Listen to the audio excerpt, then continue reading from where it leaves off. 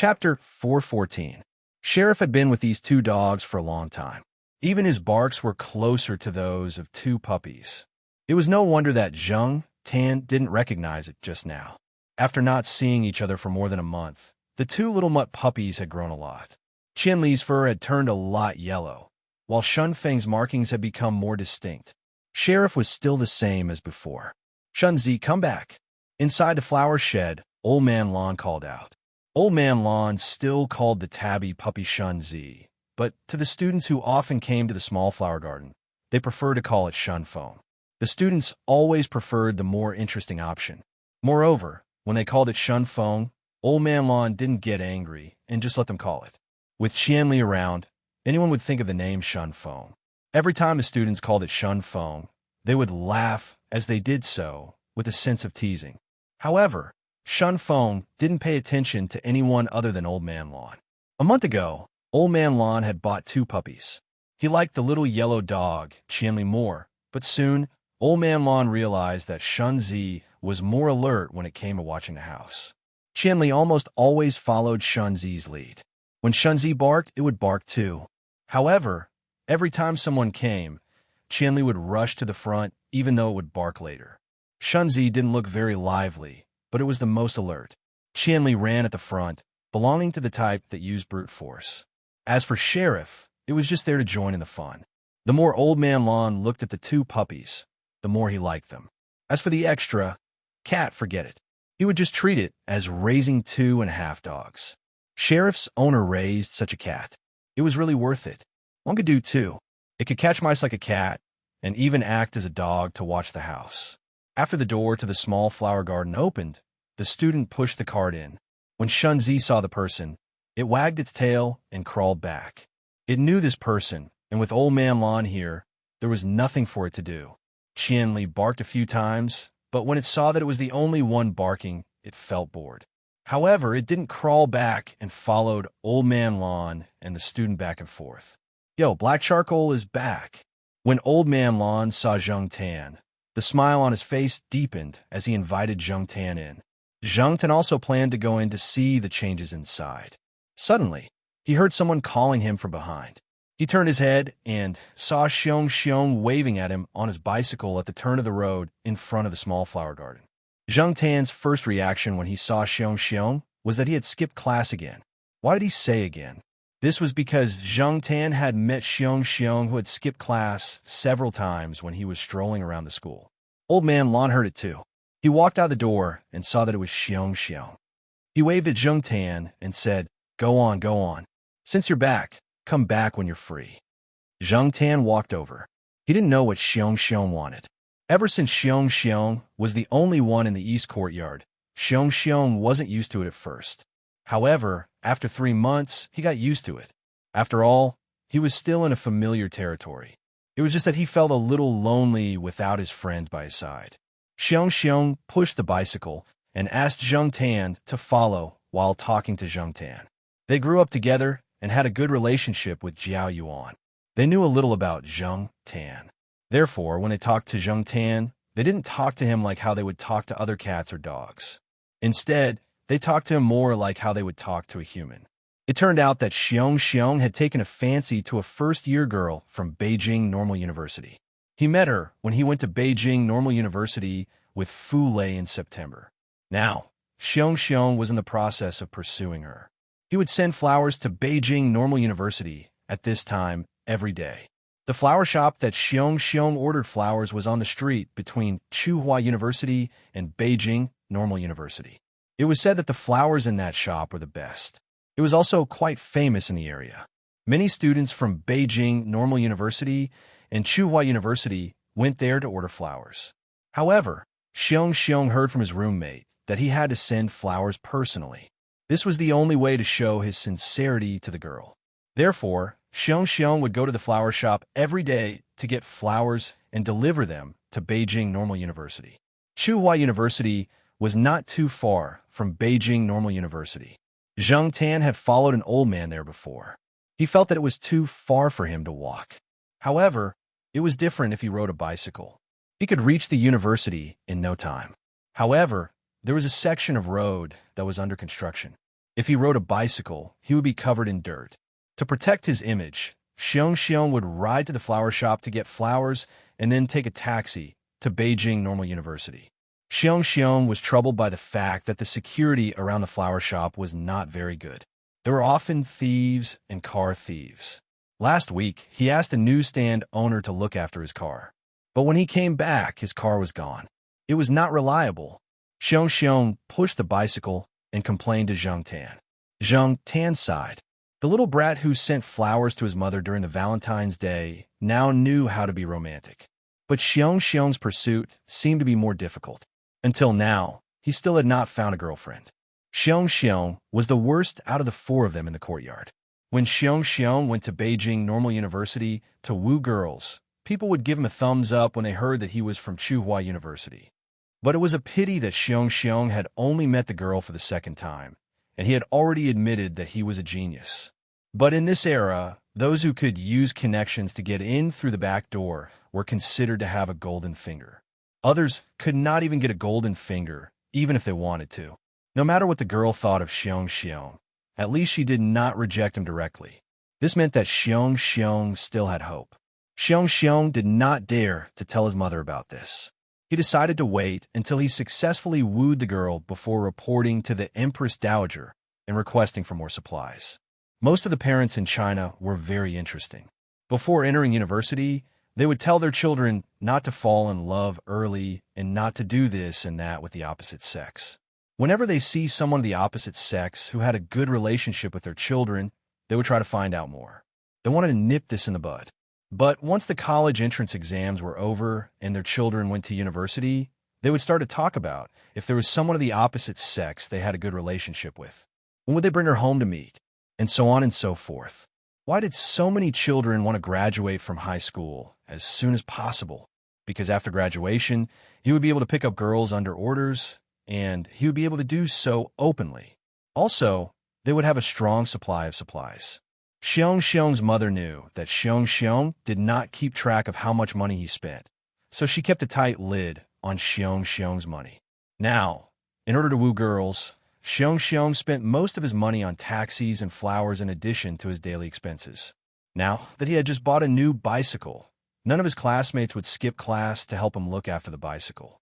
Originally, Xiong planned to spend money to hire someone near the flower shop to look after the bicycle. After all, with money as the foundation, the other party would not slack off. But when he turned around and dug into his pocket, Xiong realized that he was short on funds. Today, he happened to see Zhang Tan. Therefore, Xiong's brain, which was usually not very fast, suddenly worked and came up with a brilliant idea. Let the cat look after the bicycle. It would only take more than an hour to go back and forth. It would be just in time for dinner and would not delay Zhang Tan's meal. Zhang Tan did not have a problem. Anyway, he had nothing to do.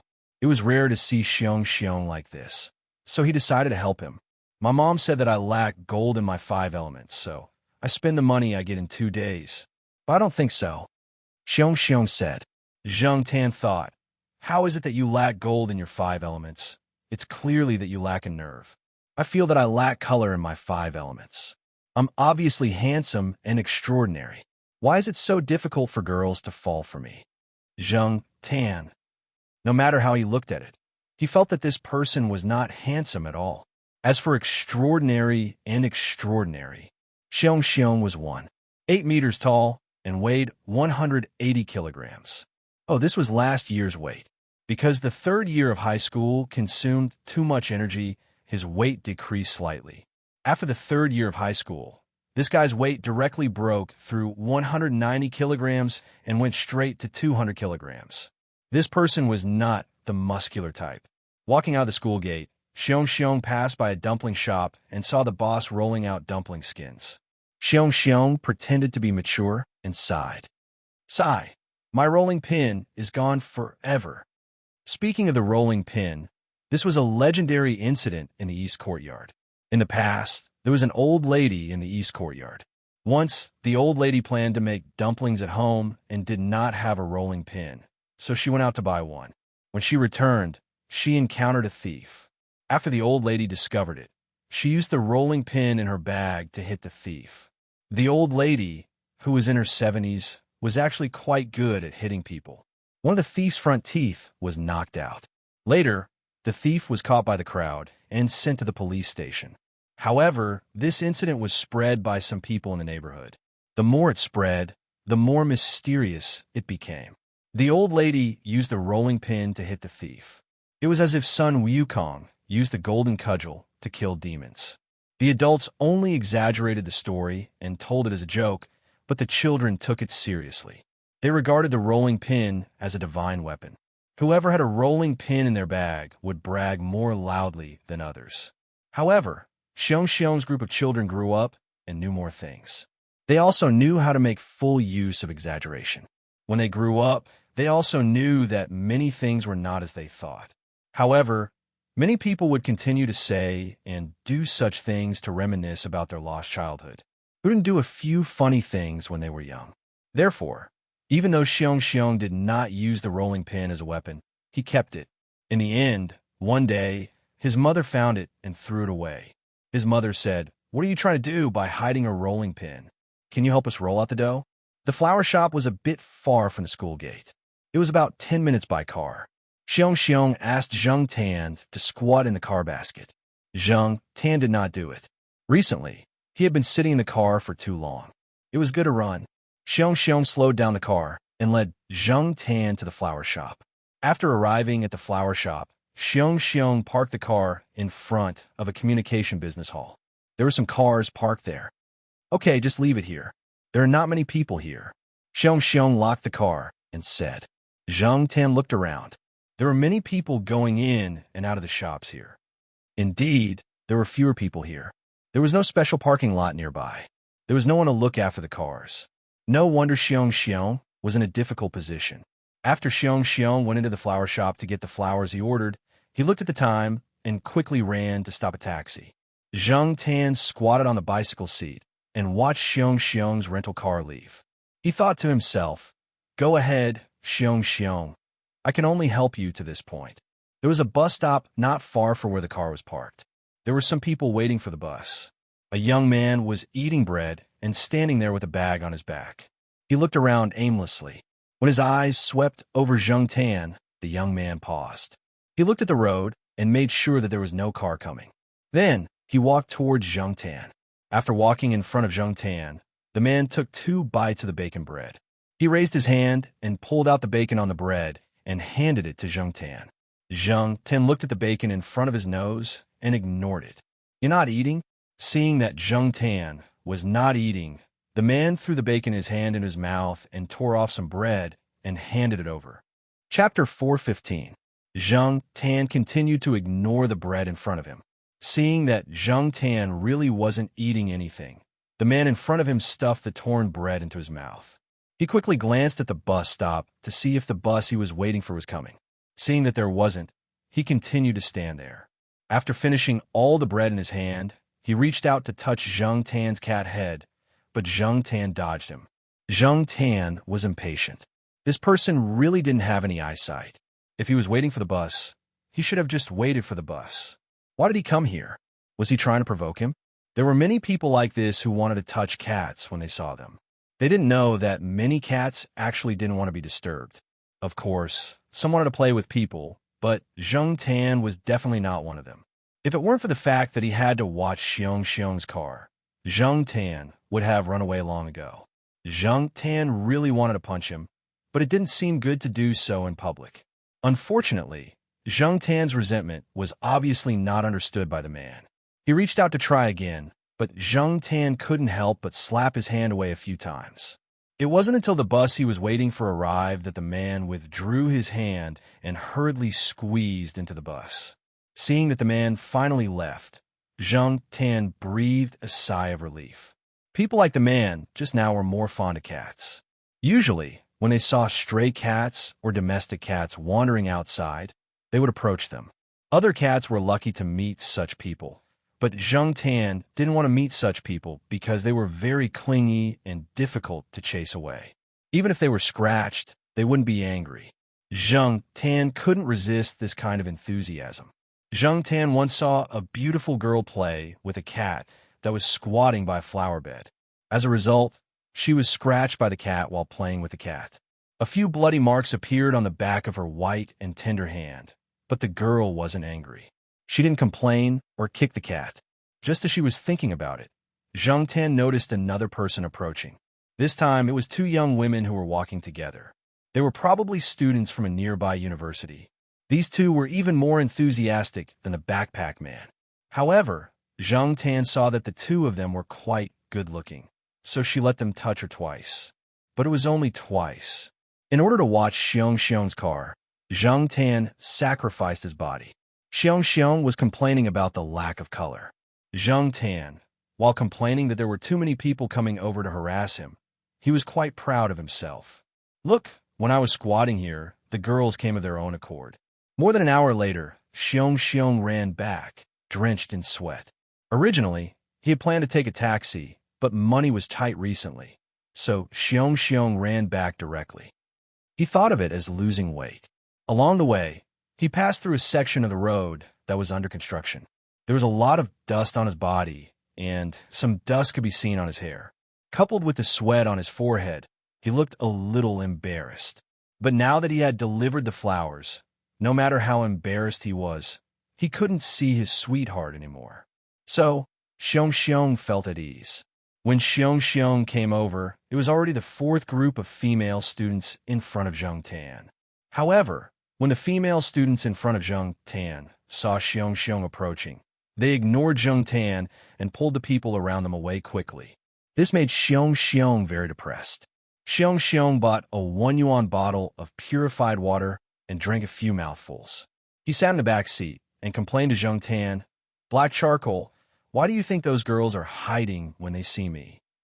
Zhang Tan glanced at Xiong Xiong, whose face was covered in dust, his hair was messy, and his body was still quite oppressive.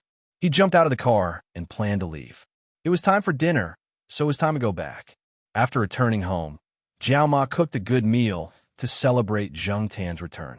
As for being lifted up and hugged, she was used to it and didn't feel awkward. Jiao Ma also said that before Zhang Tan left the house, it was a lot quieter. She was the only one watching TV.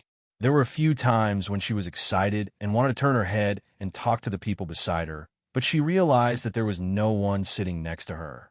There was also no cat lying there. At that time, Jiao Ma was very sad. She counted the days every day, counting how many days until little Pomelo came back, how many days until Zhang Tan came back, and how many days until Jiao Yuan came back. Now, even if only Zhang Tan came back, Jiao Ma was very happy. When she watched TV, she laughed even louder. Every time she watched TV, she would share her laughs with Zhang Tan. Even if Zhang Tan couldn't respond, Jiao Ma would still talk about it with great interest. If Zhang Tan showed a wooden face, Zhang Tan's forehead would be poked by the Jiao Ma. Watching TV with a parent was not an easy thing to do. Poking one's forehead was something that one had to get used to. The next day, Xiong Xiong skipped class to look for Zhang Tan again. Zhang Tan went over to look for his car again. At the same time, at the same bus stop, Zhang Tan saw the young man with the backpack again. The young man was eating a bun as he looked around. When his eyes landed on Zhang Tan, they lit up. He smiled kindly and ran over. Zhang Tan. Just like yesterday, the young man grabbed some meat buns and handed them to Zhang Tan. Zhang Tan ignored him as usual. Fortunately, the young man's car came quickly today. He stayed in front of Zhang Tan for less than 2 minutes before he went to take the bus.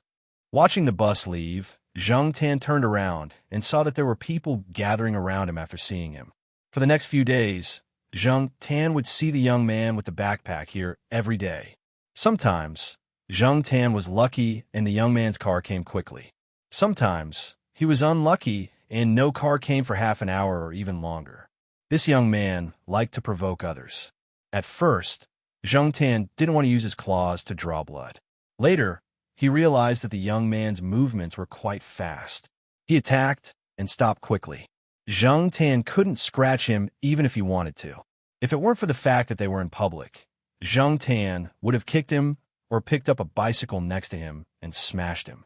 However, since they were on the streets, he could just hide if he couldn't provoke him. Zhang Tan began to hide, but he wouldn't go too far. He wouldn't let Xiong's car out of his sight. After a week, the people in the nearby shops all knew that at this time every day there would be a strong man riding a bicycle with a black cat. Then this strong man would take a taxi and leave. After he left, there would be a black cat sitting on the seat of his bicycle. No one could chase it away even if they wanted to. People who frequented this place, especially some female students, would take photos and post them on the internet. At the same time, they would also post a series of stories that they imagined. In this day and age, mobile phones were changing too quickly. The functions were getting more and more powerful, and the online communication platforms were getting more and more colorful. Many young people liked to take photos of interesting things they saw with their mobile phones and share them on the internet. Fortunately, those people only took photos of Zheng Tan and the bicycle. They didn't take photos of Xiong. Therefore, even if some people who knew Zheng Tan saw it, they would just laugh and say, "Look, this cat really looks like black charcoal." They wouldn't directly link it to Zheng Tan. After all, there weren't many people who could recognize Zheng Tan at a glance. Zheng Tan didn't wear a cat tag when he came out. Otherwise, he would definitely be recognized. On this day, Zheng Tan came to help Xiong look after his car again. Although Zheng Tan encountered a lot of troubles with this job, seeing that Xiong's progress in chasing his girlfriend was significant, he continued to persevere. Zheng Tan watched the child grow up. If he could help, he would. Besides, this was all he could help. Seeing the young man with a backpack coming from the other side of the platform, Zheng Tan's good mood dissipated again. He was helpless. Every day, he would meet this person at this time. Zheng Tan was about to jump from the seat to avoid trouble. Unexpectedly, a big tabby cat raised in a small restaurant nearby came over. The person with the backpack focused on the big tabby cat that was coming over. The big tabby cat was originally curious about Zheng Tan, but now that someone was playing with it and even scratching it, it no longer paid attention to Zheng Tan. This big tabby cat was raised very well. The owner of the restaurant obviously put a lot of effort into its food. In addition to the food, the owner of the restaurant also paid a lot of attention to this big tabby cat. The cat's fur was very clean. Obviously, the owner of the restaurant often cleaned it. A clean pet was more approachable, probably used to being touched in the restaurant. This cat was not afraid of strangers. After being tickled a few times, it even rolled on the ground, showing its belly for people to touch. Only some domesticated cats could be so familiar with people, and a small number of domesticated cats would be like this cat. They would show their round belly in front of strangers and let people touch them. They would let people scratch them, but they would not scratch people. When they hugged people, they would not open their paws. Someone jokingly asked the owner of the restaurant, "Isn't the cat in your restaurant too good? Does it catch mice?" The owner was not angry at other people's doubts. Instead, he was proud. Yes, why not? A few days ago, it caught all the mice in the storage room upstairs. I don't know whose mice came from, but they all hid in there and gave birth. But in the end, they all went into my cat's stomach. Many people who went to the restaurant would play with this cat, and this cat also helped the restaurant attract a lot of people. There were many small restaurants around, and the owner of the restaurant knew why some people always chose his restaurant. Because of this, he cleaned his cat and let it out to receive customers. Although it was also a common cat, the big tabby cat was slightly chubby, could roll, and could act cute. It was more approachable and likable. Once it came, it took most of the pressure off Zheng Tan. However, things that were stressful for Zheng Tan were not necessarily so for this cat. A's arsenic, B's honey. Things that troubled Zheng Tan, this cat was happy to do. Later, every time it saw the young man with the backpack, the big tabby cat took the initiative to rub against him, because the young man with the backpack often shared his breakfast with the cat. One meat bun was quickly shared by the man and the cat, and then the second one was shared. Zheng Tan squatted on the car seat and watched. There were people around who sympathized with Zheng Tan, saying that the big tabby cat came over and stole all of his attention. Without comparison, the children and young people around obviously liked to play with the big tabby cat more. But Zheng Tan did not feel that there was anything to sympathize with or pity about. He thought that the big tabby cat appeared too late. The bus arrived. After sharing the meat bun, the people who had shared it waved to the two cats, said bye-bye, and rushed to squeeze into the bus. The big tabby cat lifted its mouth and licked its paws. It looked up at Zheng Tan, who was squatting on the car seat. It estimated the height of the back seat, gathered its strength, and jumped. Probably because it ate too much and made some mistakes, it jumped a little too low.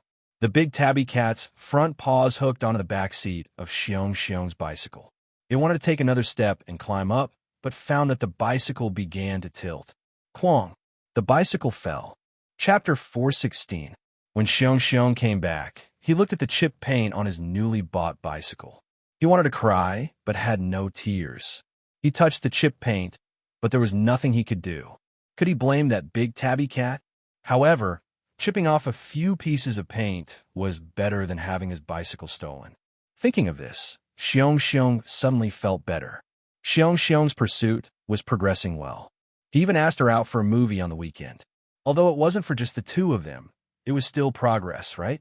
Zheng Tan rarely could stay at home on the weekend. He didn't help Xiong Xiong look after his bicycle and had a good weekend.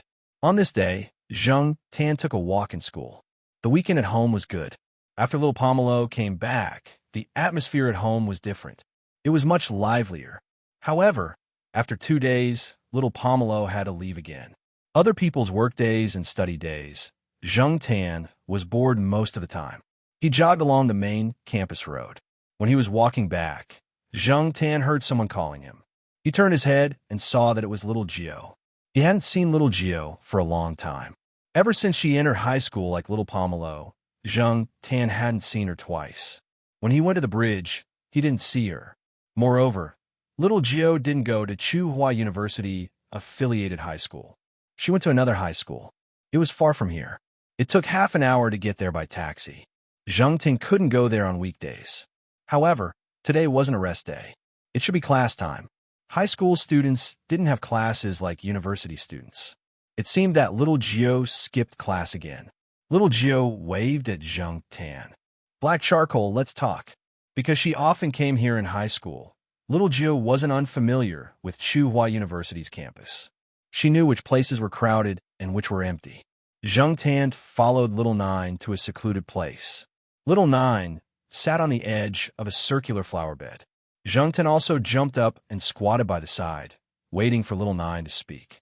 Generally, if there wasn't anything important, Little Nine wouldn't specially come over. So, Zheng Tan wanted to know why Little Nine was here today.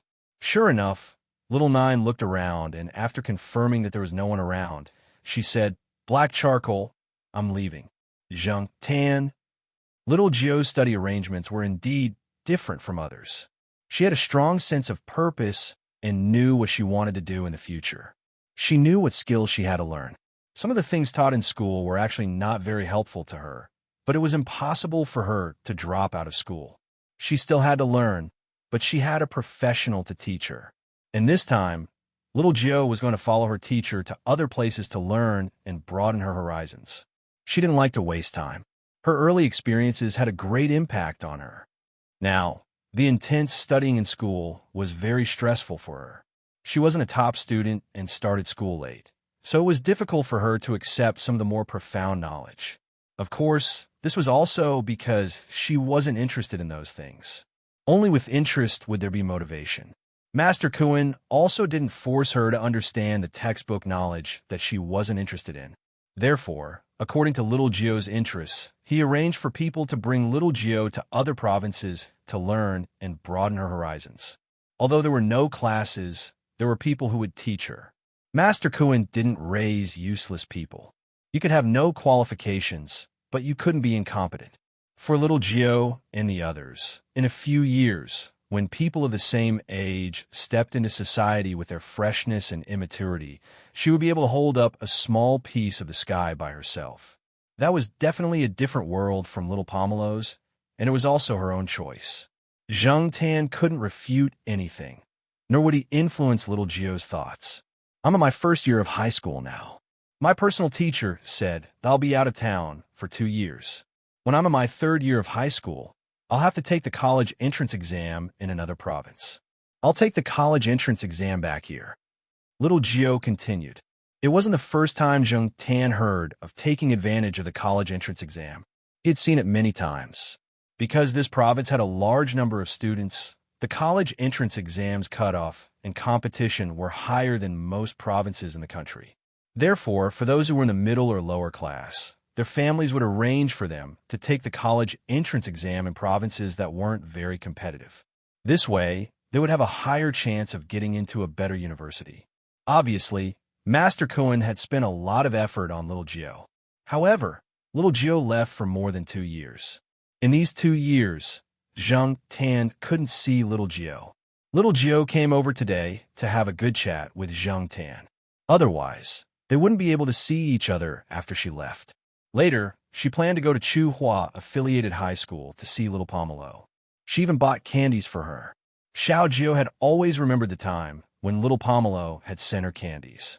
Although she wasn't in the high school affiliated to Renmin University of China, she still knew some people there. She could get them to take care of little Pomelo so that she wouldn't forget about it just because she left. Zhang Tan listened to little Jio's words and thought, is this the change from a little girl to a big sister? After talking about her own matters for a while, recalling the past, and looking forward to the future, little Gio looked around again. After making sure that no one was coming, she whispered to Zhang Tan in a gossipy manner, Black Charcoal, do you know the 13 guardians under Master Cohen? 13 guardians? This word was indeed familiar. Zhang Tan thought about it. He once saw a calligraphy piece in Master Cohen's study room. The words 13 guardians were written on it, and it was written very majestically. Zhang Tan remembered that he was wondering why the blind old man didn't write more domineering words or write more pretentious words like endure or kill. Other than that, when Zhang Tan was hanging out with Yi Hao and the others, he heard them talk about this word. Yi Hao and the others seemed to be very afraid. They also mentioned that one of the reasons why many people were afraid of Master Cohen was because of the 13 guardians under him. Little Ju lowered her voice and said, I heard that the 13 guardians were organized by Grandpa Cohen when he was young. 13 people, 13 assassins, to help Master Cohen get rid of the people on his blacklist. However, I don't hear much about it now. The people inside seem to have changed a few times. I also heard this from my teacher. It's a pity that I haven't seen any of the 13 people. Oh, right. Little Gio thought of something and said to Zhang Tan, I heard that there's a person codenamed Black Cat among the 13 people. Black Charcoal. Do you think that person looks very similar to Black Cat? I really want to meet him. Zhang Tan thought to himself. He definitely didn't want to meet people like assassins. Once he heard about this profession, he knew that they weren't good people. They were cold and heartless. If he knew who an assassin was, he would definitely avoid them. Little Gio, this girl was getting bolder and bolder. After chatting, little Gio looked at the time. It was time to rush to affiliated high school. If she went there now, she would be able to make it in time for lunch. After sending little Gio onto the bus, Zhang Tan came back. After taking a few steps, he bumped into Xiong, who was riding a bicycle. This child seemed to be very happy today. Black Charcoal, help me again today. Maybe after today we'll succeed. Zhang Tan stopped and looked at Xiong. This guy's smile was really silly. If the girl really accepted Xiong, would this guy's smile be even more silly? No matter what, since it was a crucial time, Zhang Tan definitely had to help. Xiong said that he would come at 4 in the afternoon. Plus the 1 hour he had spent, he should be able to make it in time for dinner. After saying the time, at 3 in the afternoon, Zhang Tan saw Xiong dressed up. His hair was trimmed into a punk hairstyle. It was obvious that he had gone to the shampoo in the afternoon. When Zhang Tan was watching TV with Jiao Ma yesterday, there was a celebrity on TV who had this hairstyle and was severely criticized by Jiao Ma. Zhang Tan was very embarrassed because he used to like this hairstyle. He didn't expect to see Xiong with this hairstyle this afternoon. He didn't know what Jiao Ma would think when she saw it. She would probably think that there was a serious generation gap. Xiong had a smile on his face, but at the same time, he was a little nervous. This guy would occasionally rub his palms on his pants to wipe off his sweat. It was winter when most people were wearing thick cotton jackets. This guy was actually so nervous that he was sweating. Zhang Tan despised him in his heart. It was just a date and a confession. Did he have to be so nervous? At the same flower shop, Xiong picked up the flowers he had ordered and left in a car. Zheng Tan squatted on the car seat and helped to look after the car. Afraid that Zheng Tan would feel cold, Xiong put a down vest in the basket. If Zheng Tan was cold, he could squat in the basket. With Zheng Tan around, Xiong wasn't afraid that the vest would be stolen. Of course, even if the vest was stolen, Xiong still thought that it was worth it as long as he could confess again today. Because today's time was different from the previous days, Zheng Tan didn't see the young man with a bag waiting for the bus when he was here. Coincidentally, he didn't see the big tabby cat either, so he didn't have to worry about it. Zheng Tan squatted on the car seat and watched the pedestrians and cars on the road. Time gradually passed, and the sky got dark early in the winter. At 5:30 p.m., it was already dark.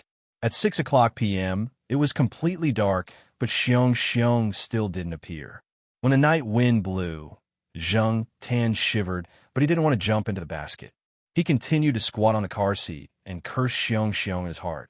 You said 1 hour, damn. It's been almost 2 hours. I'm freezing now, and I'll be scolded if I go back late. When Xiong comes back, I'll definitely extort a lot of money from him.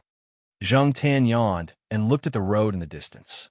Every time a taxi drove by, Zheng Tan stared at it without blinking, hoping that the taxi would stop by the side and Xiong would appear. Unfortunately, he was disappointed every time. In the distance, because a section of the road was under renovation, it wasn't smooth and the lights of the passing cars were a bit bumpy. The flying dust wasn't as obvious in the night as it was in the day, but it made the lights of the cars seem to be covered in a layer of fog that couldn't be dispersed by the wind.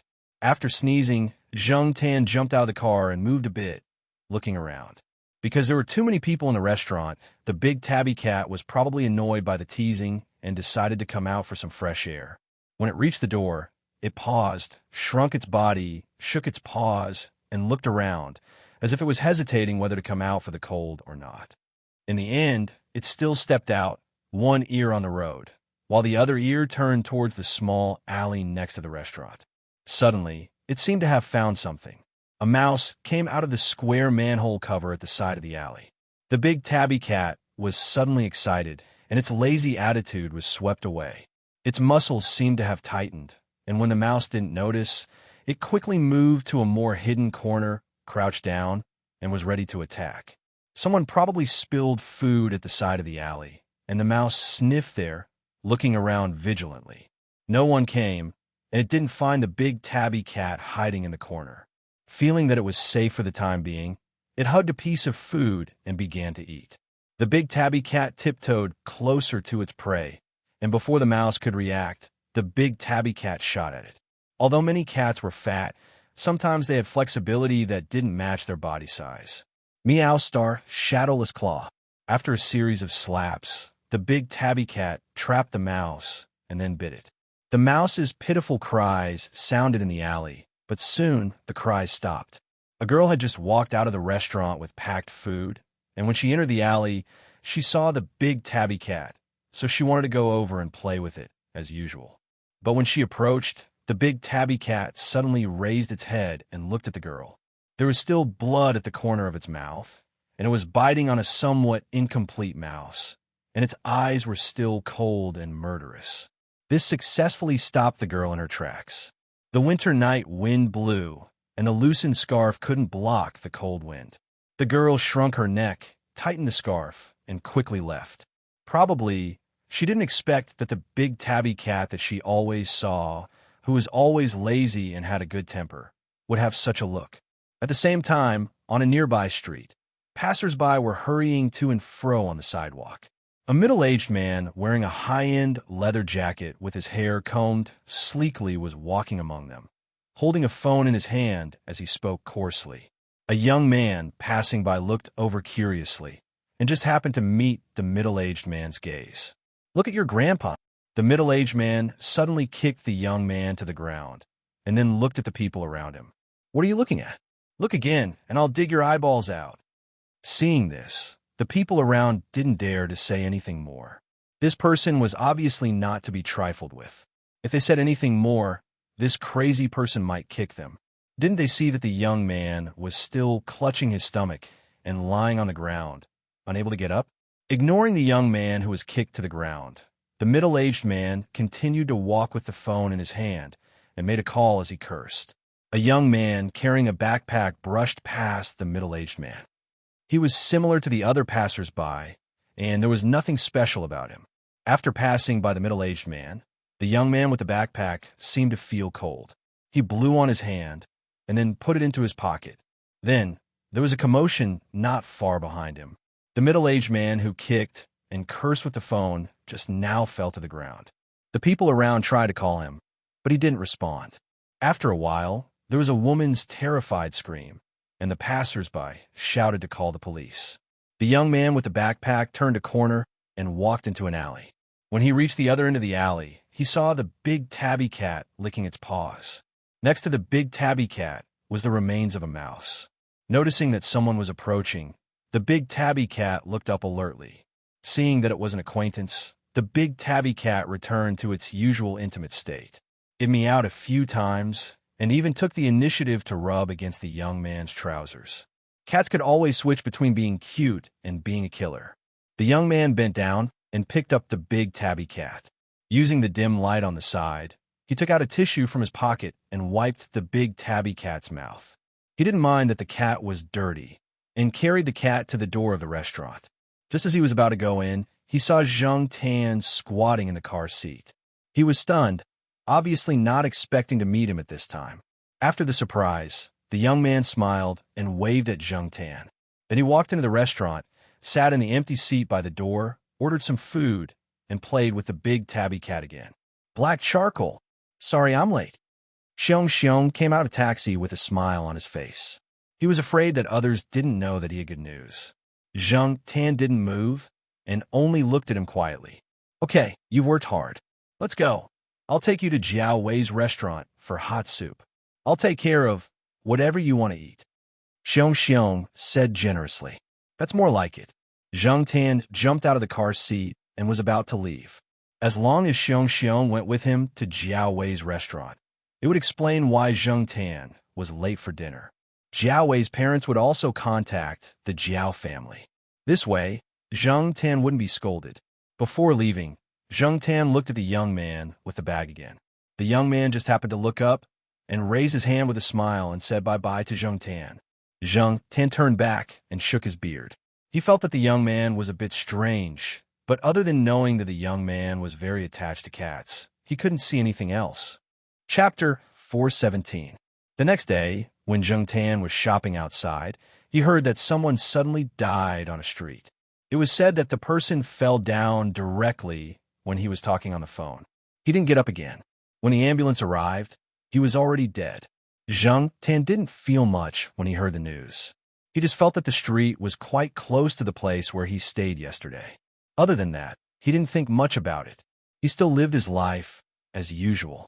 Zhang Tan went to the lakeside villa for a walk. Feng Baijin had graduated, but he decided to start a business in Chuhua City and set up a game development studio. Father Jiao's 2 children were rarely at home now, so the 70-square-meter house didn't feel crowded at all. Instead, it felt empty, so he didn't want to move there. At least, he wouldn't move there for the next 3 years. Feng Baijin was quite used to living there, so the rental contract was renewed. However, Zhang Tan rarely went there now. Huzi rarely came here now. In addition, the weather was getting colder and colder.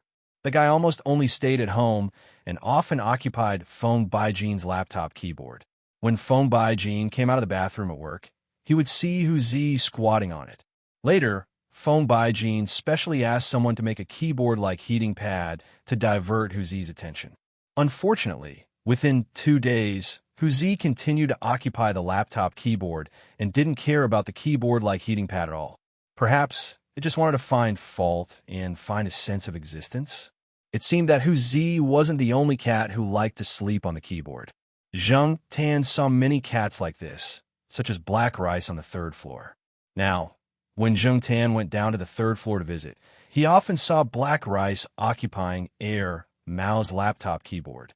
After wandering around for a while and having lunch at Feng Baijin's place, Zhang Tan slowly wandered back to the house. Recently, Chuhua University was very lively. Most of the things Zheng Tan heard while walking were talking about the concert on Christmas Eve. Some places on campus also put up publicity boards. There were large posters on the boards, "New Boy." Behind several band members, there was a huge black cat pattern in the background. That was New Boy's team emblem. New Boy, that is Ah Jin's band. Now that Ah Jin and the others were getting more and more famous, they had long left their initial immaturity. Their popularity had been rising over the past few years, especially among many students. This year, Tsinghua University was the last stop of Ah Jin's campus tour. The time was set to be on the night of the 24th of this month. That day was the so-called Christmas Eve, but it was also Friday. The time was just right. If you want to get tickets, you can either buy albums or other related products as a gift, or participate in some activities as a reward. Of course, there are many tickets in the school. At the ticket counter, at several fixed points in the school, students lined up in long lines. They were not afraid of being blown by the cold wind. They stood there either chatting with the people in front and behind them or playing with their phones. No matter how long the line was, they had to get a ticket. If they did not have a ticket, they could only find someone to buy a ticket on the school for them. However, that way, the price would be very high. Many students cannot afford it. Compared to those high-priced tickets that could be resold, they would rather be blown by the cold wind and endure it. In addition to the tickets, there were some New Boy accessories at the ticket counter. For example, the Black Cat team emblem was sold quite well. Anyway, it was not expensive. Most students would spend a few yuan to buy the team emblem after receiving the tickets. Even after the concert, it could be used as a good decoration. Of course, there were also people who did not care about this. When they saw the long line, they asked the people around them, "What's going on over there? Is it another famous person's lecture?"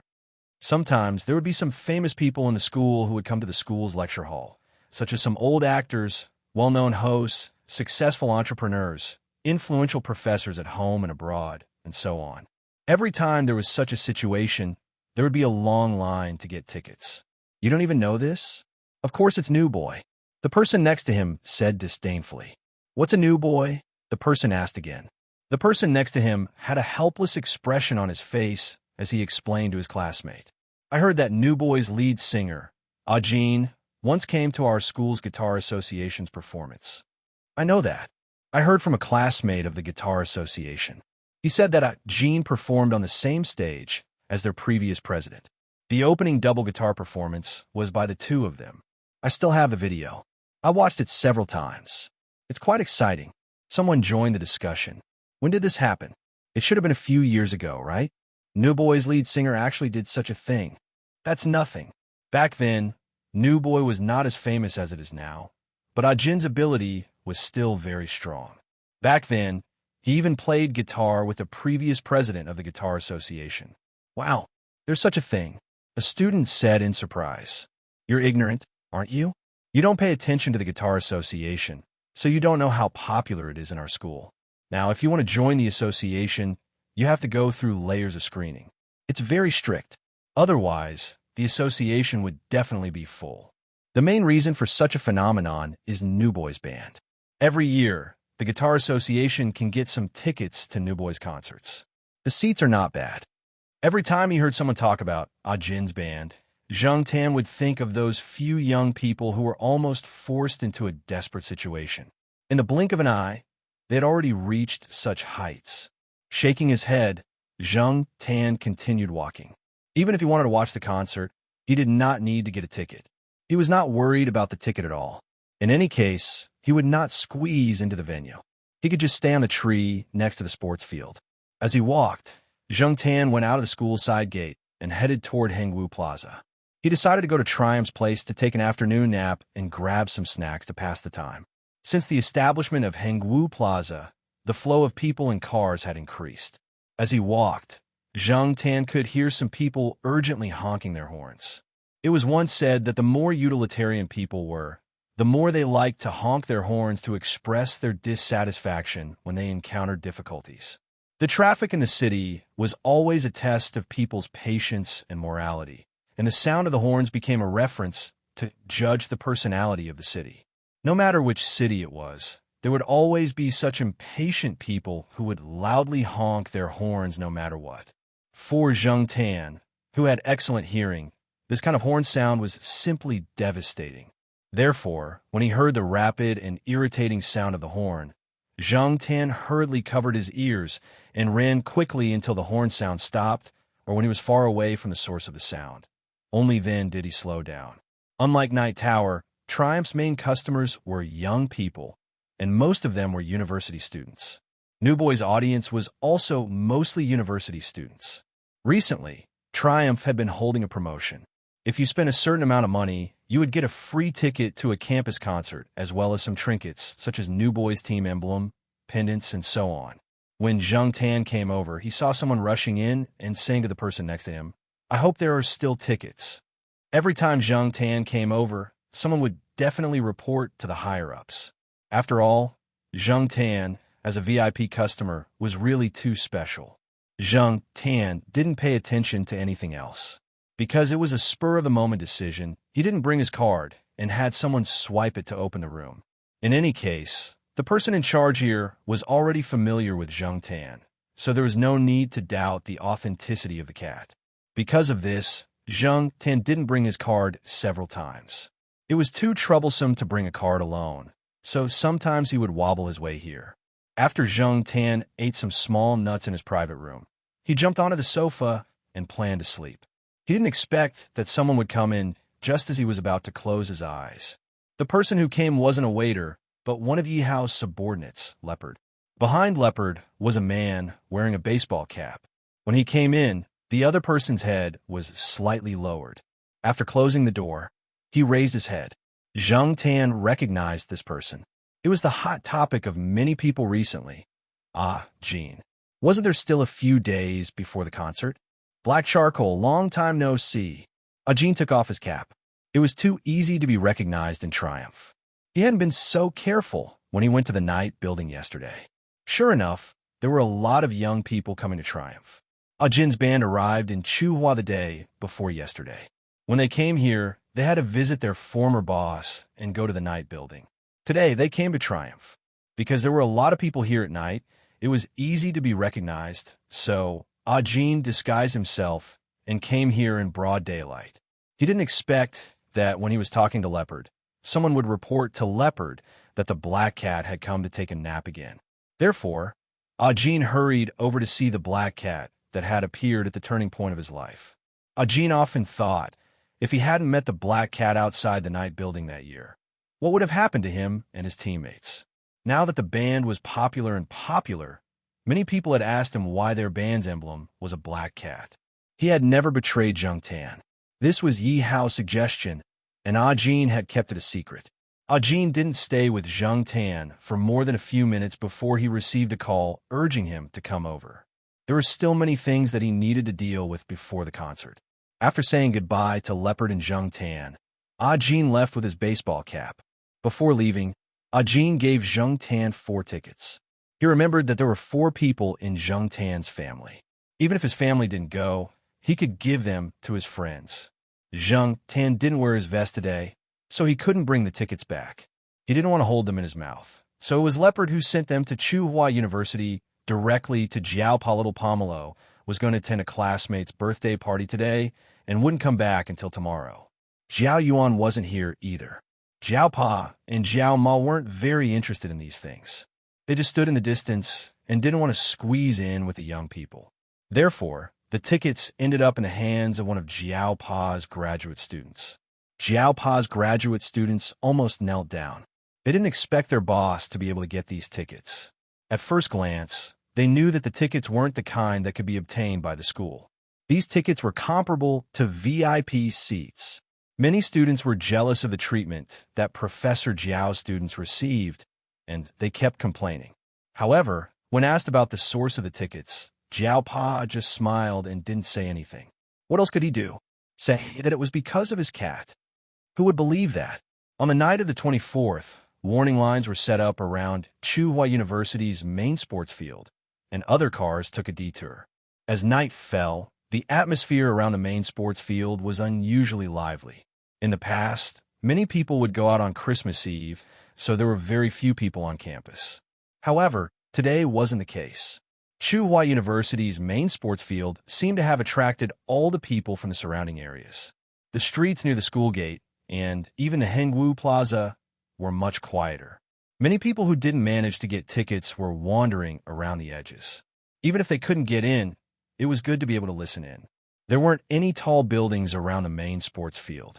Even if there were, the doors would be sealed and no one would be allowed to enter. They were afraid that students would get into accidents on the rooftops. Whenever this happened, the relevant departments of the student union would be able to get in. They didn't need tickets. They could just show their identification and enter. It was easier to get things done when there were people in the government. Zhang Tan stood on a tree at the edge of the sports field and looked at the area occupied by the students. The people at the back couldn't see the faces of the people on the stage clearly. Therefore, many students were holding binoculars in their hands. Before the concert started, Jin went on stage to tune. Before he started singing, the fans below the stage started shouting. The girls who were usually reserved were no longer reserved. They shouted at the top of their lungs and jumped up and down. Zhang Tan was so scared that his beard trembled. With the opening of a fast-paced song that the students were familiar with, the atmosphere exploded again. The temperature on a winter night was lower, but the atmosphere was very lively. The temperature seemed to have risen by several degrees. The students used digital cameras, binoculars, light sticks, and other tools in their hands. They waved their light sticks nonstop. After the concert started, the fans waved their light sticks and color boards under the night sky. They waved them very professionally. Following the rhythm, the lights of various colors swayed together.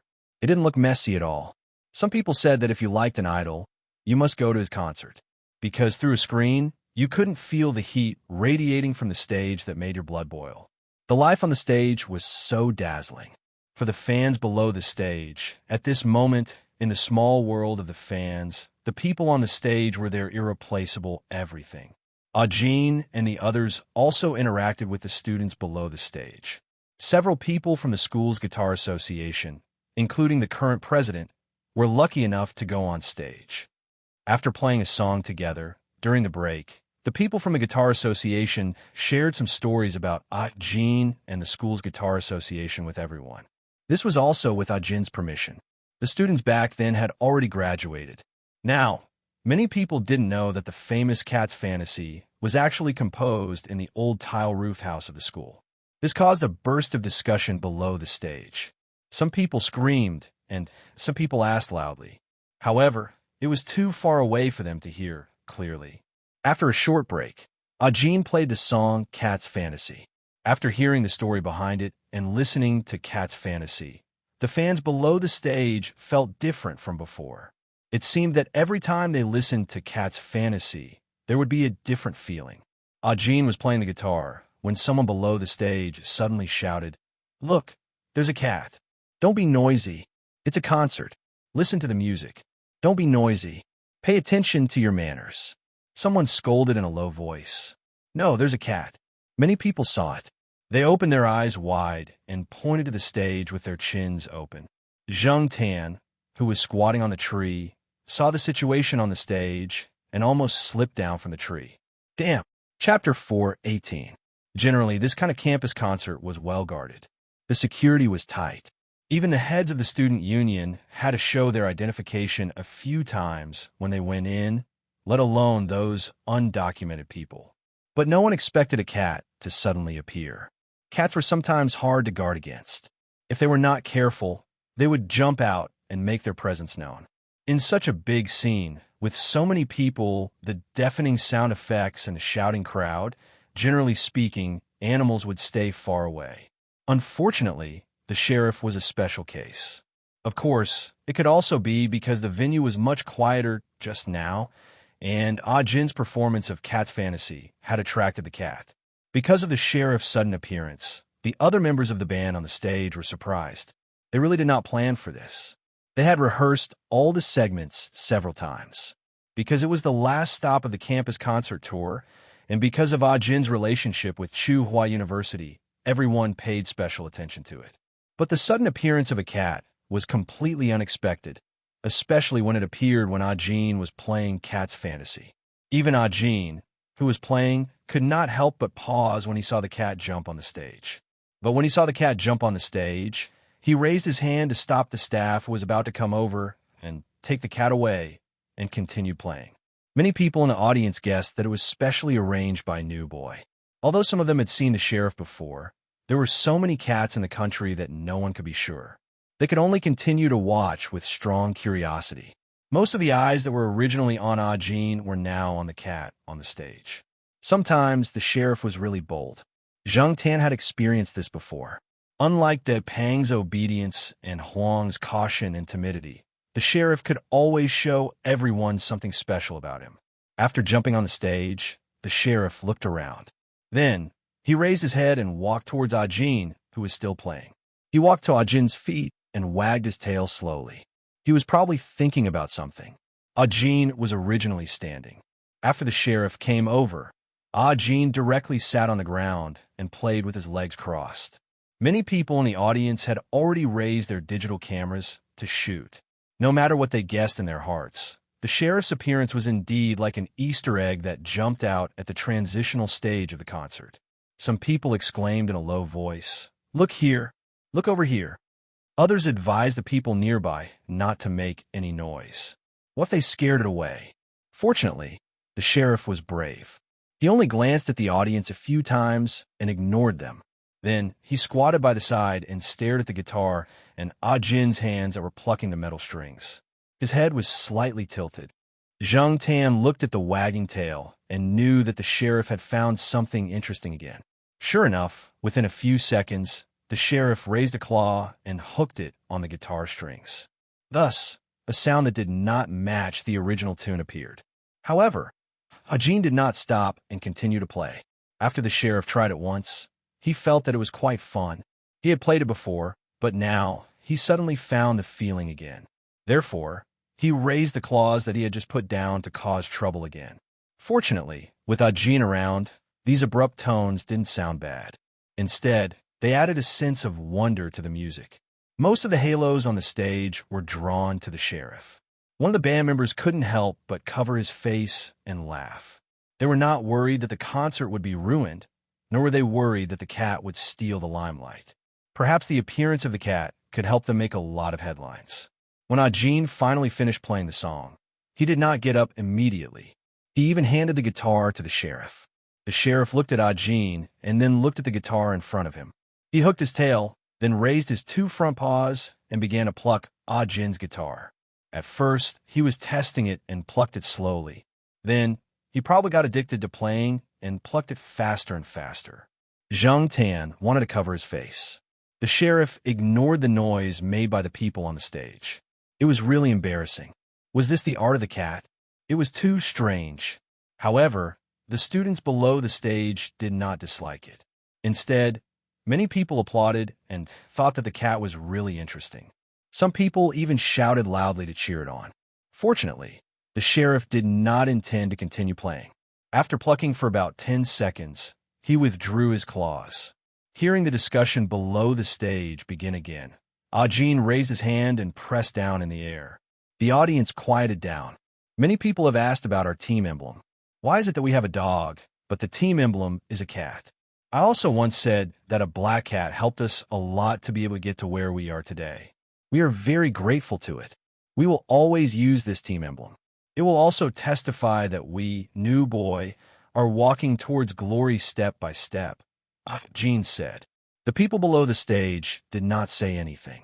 They waved the light sticks and color boards in their hands and held up the DV and cameras in their hands. They were also looking forward to Ah Jin continuing to talk about the mysterious black cat and reveal more information. However, Ah Jin did not continue on this topic. Instead, he said, "The song I composed back then, Cat's Fantasy, I also told everyone that it was because of a cat. When I came to Tsinghua University, I wondered if I would meet the cat from back then." Some of the students below the stage had already guessed what Ah Jin was going to say next. They covered their mouths and began to get excited. Sure enough, Ah Jin continued, "Now I finally see it again. Moreover, I can perform on the same stage as it." Some of the students below the stage finally shouted excitedly. Was it this cat? Was it this cat that led Ah Jin to compose the divine song Cat's Fantasy? They suddenly felt so honored. Coming to a live concert on Christmas Eve was indeed a worthwhile trip. This was the cat of Tsinghua University, a cat full of artistic talent. Good job, Ajin. Continue to gossip. Continue to talk about things that no one knows. However, the excited reaction of the audience below the stage scared the sheriff. He arched his back and jumped back a few steps, as if he would run away if everyone called him that again. Ajin put a finger to his mouth and made a gesture to the audience below the stage. The audience suddenly became much quieter. Everyone, don't scare him away, Ajin said with a smile. Ajin handed the guitar to his teammates, then turned sideways and picked up the sheriff. The sheriff did not resist. It was probably because he had cooperated with Ajin just now. He felt that the person in front of him was not bad and was not dangerous. He was very obedient. Thank you very much for the inspiration you gave me, and thank you very much for coming today, Ajin said to the sheriff and raised his hand to touch the sheriff's cat head. In the beginning, Cat's Fantasy did make Ajin famous, and New Boy also made their presence known. If he expected correctly, after tonight's event, New Boy would make their presence known in the entertainment circle again, which was a good thing for New Boy. He should thank the cat, whether it was the black one or the black and white one. After Ajin finished speaking, the sheriff meowed. It seemed to be a response to Ajin's words, and the sound was clearly transmitted to the ears of everyone present through the sound equipment. Some of the people below the stage began to interpret the sentence in their minds, and many students laughed kindly. New Boy's people, including Ajin, did not expect the sheriff to respond so cooperatively. They thought that the cat was really amazing. However, only Zheng Tan, who knew the sheriff very well, knew that it was because Ajin's way of holding the cat was wrong. The sheriff felt uncomfortable, so he snorted to express his dissatisfaction. Who knew that the timing of the snort was so coincidental that it was misunderstood by everyone. At this moment, someone in the school took a dog out for a walk and wandered nearby. The dog heard the sheriff's cry amplified by the sound equipment on the stage and immediately roared at the top of its voice. It recognized the voice of the cat that always made things difficult for it, so it roared fiercely and loudly. At this time, there were no shocking sound effect to cover it up. At this moment, the venue was relatively quiet, and some people present heard the dog barking. The sheriff, who was still in Ajin's arms, pricked up his ears and began to bark in the direction of the sound. Woof, woof, woof, woof, woof. New Boy, the staff, the students below the stage, Zheng Tan, F*CK. The sheriff is showing off his foreign language skills again. The others roared in their hearts at the same time, F*CK. Alpacas galloped throughout the venue. Many people couldn't hold it in and shouted directly. If they hadn't seen it with their own eyes, many people would have thought that it must have been arranged by New Boy, such as a falsetto or something. But obviously, it was true. There was another burst of discussion. Someone recognized the sheriff, and then there were screams and whistles that swept through the venue. However, the reaction of the students below the stage obviously frightened the sheriff. He broke free from Ajin's hand, jumped off the stage, and disappeared. Even if someone wanted to stop him, they couldn't stop him. The cat's movements were too agile and fast. It was night now. The sheriff's fur was also a lot black, so it was difficult to find him. However, as the saying goes, a monk can run away, but the temple can't run away, and the cat can't run away from the nest. Since it was confirmed that it was the sheriff, some people who knew the sheriff wanted to ask the sheriff to take a few more photos and then post them on the internet to show off. Look, this is the cat that played the duet with New Boy. After the sheriff left, the concert continued, but everyone was thinking about the cat just now. After the concert ended, everyone left. The autograph thing had been done during the day, so now that it was over, everyone left. New Boy's people also didn't stay for long. Tsinghua University's school forum exploded. Most of them were talking about the Easter egg tonight, and the sheriff's identity was also dug out by everyone. After it was revealed by insiders, some people who didn't pay much attention to cats and didn't understand the faculty's family compound realized that the sheriff's weirdness was far more than that. The fact that the cat could bark was also true. Many people were clamoring that they must go and have a closer look at this legendary cat the next day, while others seized the time to post what they had seen and heard tonight on the internet. Those who took videos also uploaded them to video websites to share. Although the video was taken from a distance and was not very clear, only a shadow could be seen. Netizens could also hear the sound inside and knew what had happened on this unusual night. The next day, many entertainment news headlines reported what happened last night.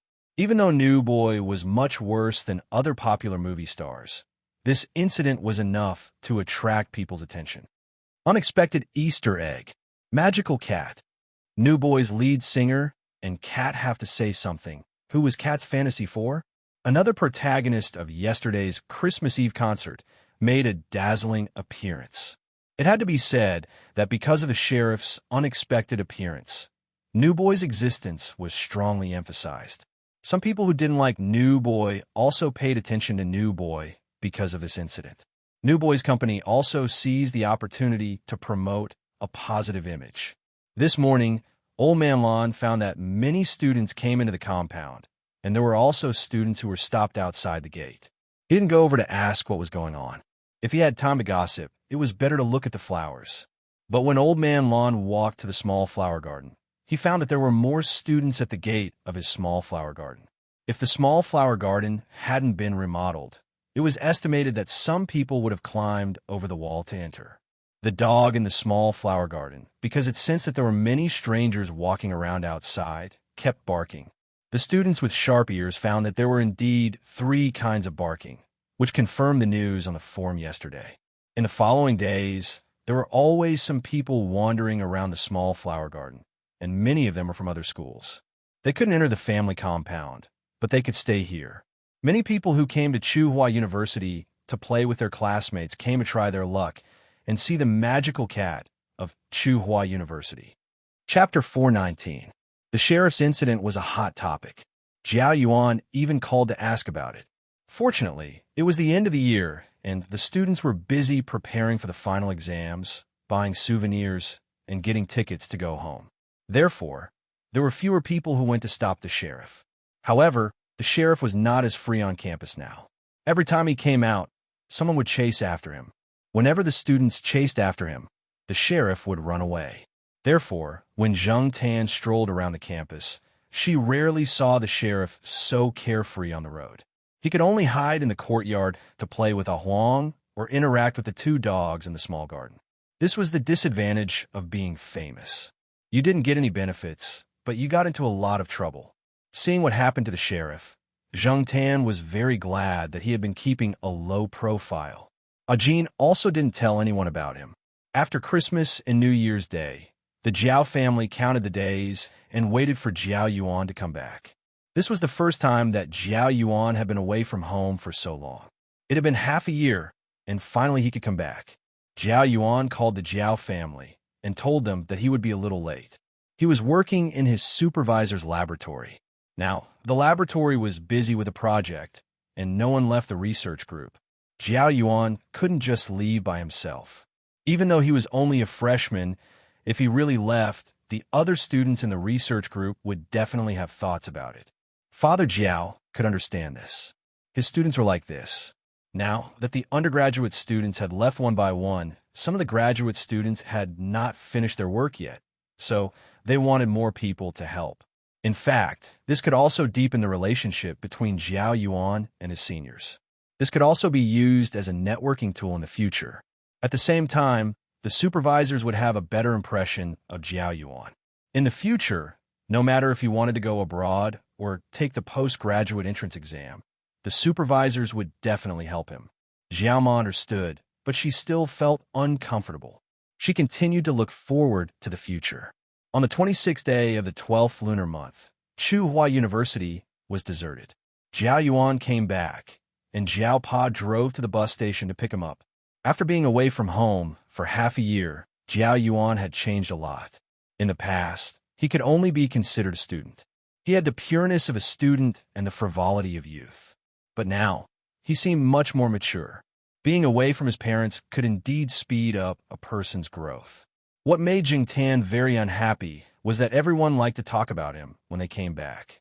The protest was futile. Although they came back late, it was also a good thing to have a reunion. Jiao Yuan said that some of the senior brothers and sisters in the laboratory had to stay in Beijing for the new year. The experiment was at a critical stage, so they couldn't leave and couldn't go home.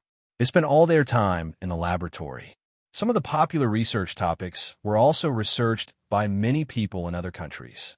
If you were one step behind, the results would be meaningless in the eyes of others. Who cared how much time, money, and energy you spent, and how many sacrifices you made? It was very difficult. Zheng Tan had heard of such things happening many times in this field. After the new year, everyone came back. Jiao Yuan and his friends got together again and arranged a time to take Zheng Tan to Triumph to swipe his cat card. The 4 people from the courtyard, plus Fu Lei, chatted and drank at Triumph for the whole night. Zheng Tan listened to them talk about their bitter university life. Among the 5 of them, Xiong was probably the most leisurely one. Jiao Yuan, Suin, and Lan Tianzhu were all very busy. Outside of class time, they had to stay in the laboratory. It was not good for them to sneak out because their mentors knew their fathers and they often contacted each other. If they did not perform well and were caught sneaking out, not only would they suffer, but their fathers would also lose face. Others thought that they had connections and that they didn't have to worry about anything. But they didn't know that they were also under a lot of pressure. When others were having fun, they had to go to the laboratory to help. When others were flirting with girls, they didn't have anything to say to each other. When others went home, they had to stay in the laboratory to help their seniors. Who was luckier than who? And who was more miserable than who? As for Fu Lei, he was working part-time. His family wasn't well off, so he spent a lot of money to support his high school education. Now, it was difficult for him to support his university education. He didn't have many classes, so he boldly skipped some classes and went out to look for part-time jobs or internships to reduce his financial burden. He could also find a place to settle down quickly after graduation. His father didn't have the ability to use his connections, so he could only rely on himself. Zheng Tan sighed as he listened. Why didn't he feel anything when he was in university? Now, he felt that these 5 people were suddenly starting to mature quickly. I suddenly feel that I was so awesome in high school. I knew everything from astronomy to geography. After half a year in university, I forgot a lot of things. When I graduate, I'll probably forget all the non-professional knowledge. Fu Lei, who worked part-time as a tutor during his freshman year, said emotionally. Jiao Yuan said, "That's right.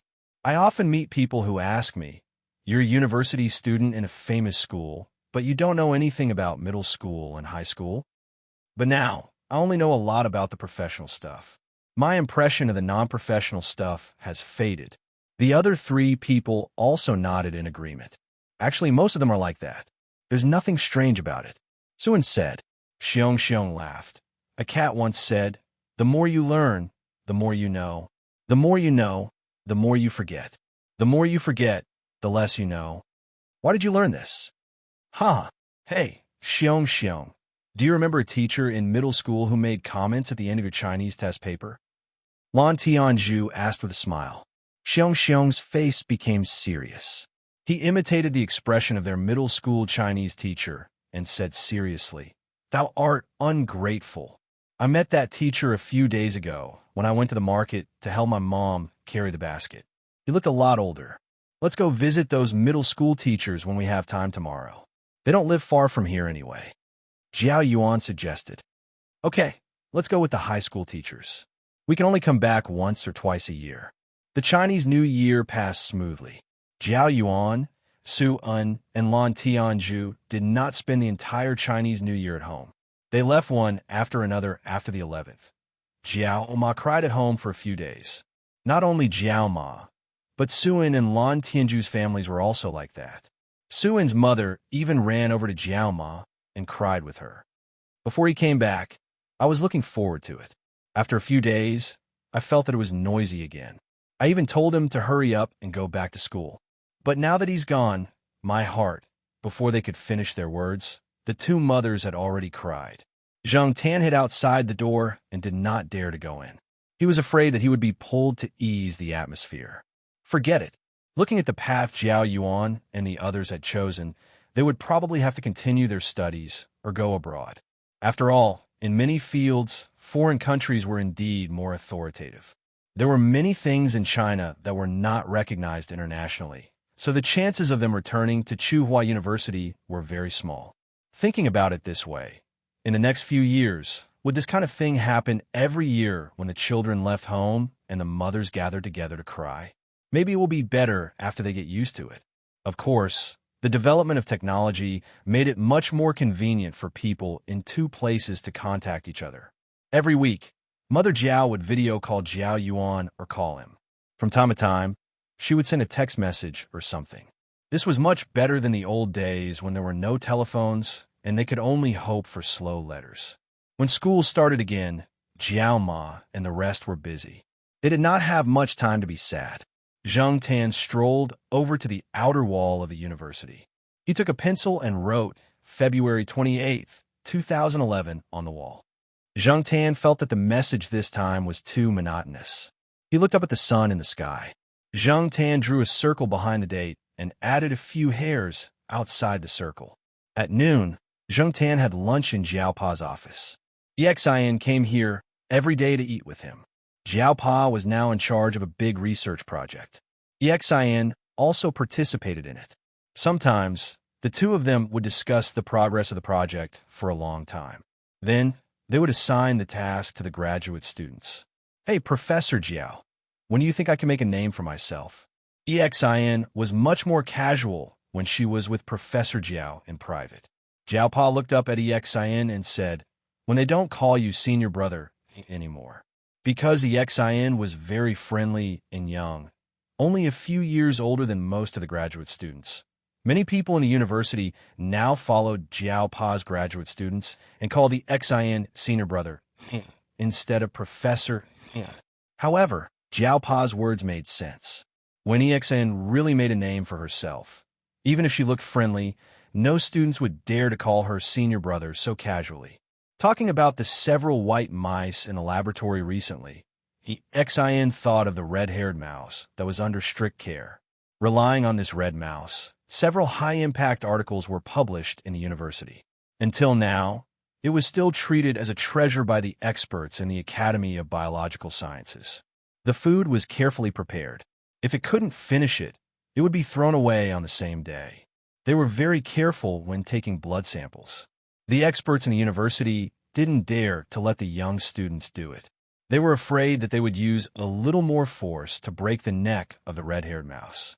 Otherwise, the teachers in the university would definitely cry and faint in the toilet of the Academy of Biological Sciences. Fortunately, the red-haired mouse was still very strong. Although it was not as energetic as when it was first sent here, its vitality was still much stronger than other mice. According to this red-haired mouse would have no problem living for another 3 to 5 years. In many people's eyes, this was a miracle. Now, the red-haired mouse's temper was a little kinder, but the people in charge of sampling and feeding it were still cautious. Otherwise, it would not be a small matter if it was bitten. The university wanted to use this red-haired mouse to breed more red offspring.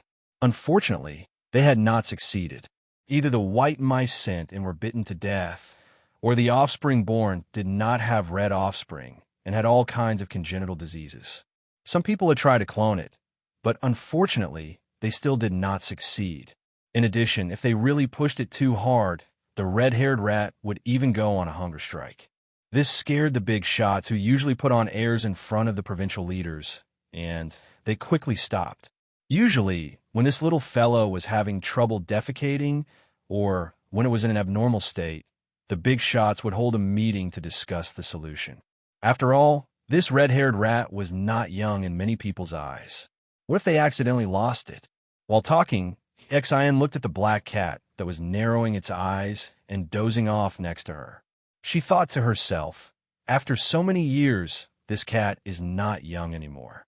Zheng Tan did not notice Exin's expression. After eating and taking a nap, he left through the window.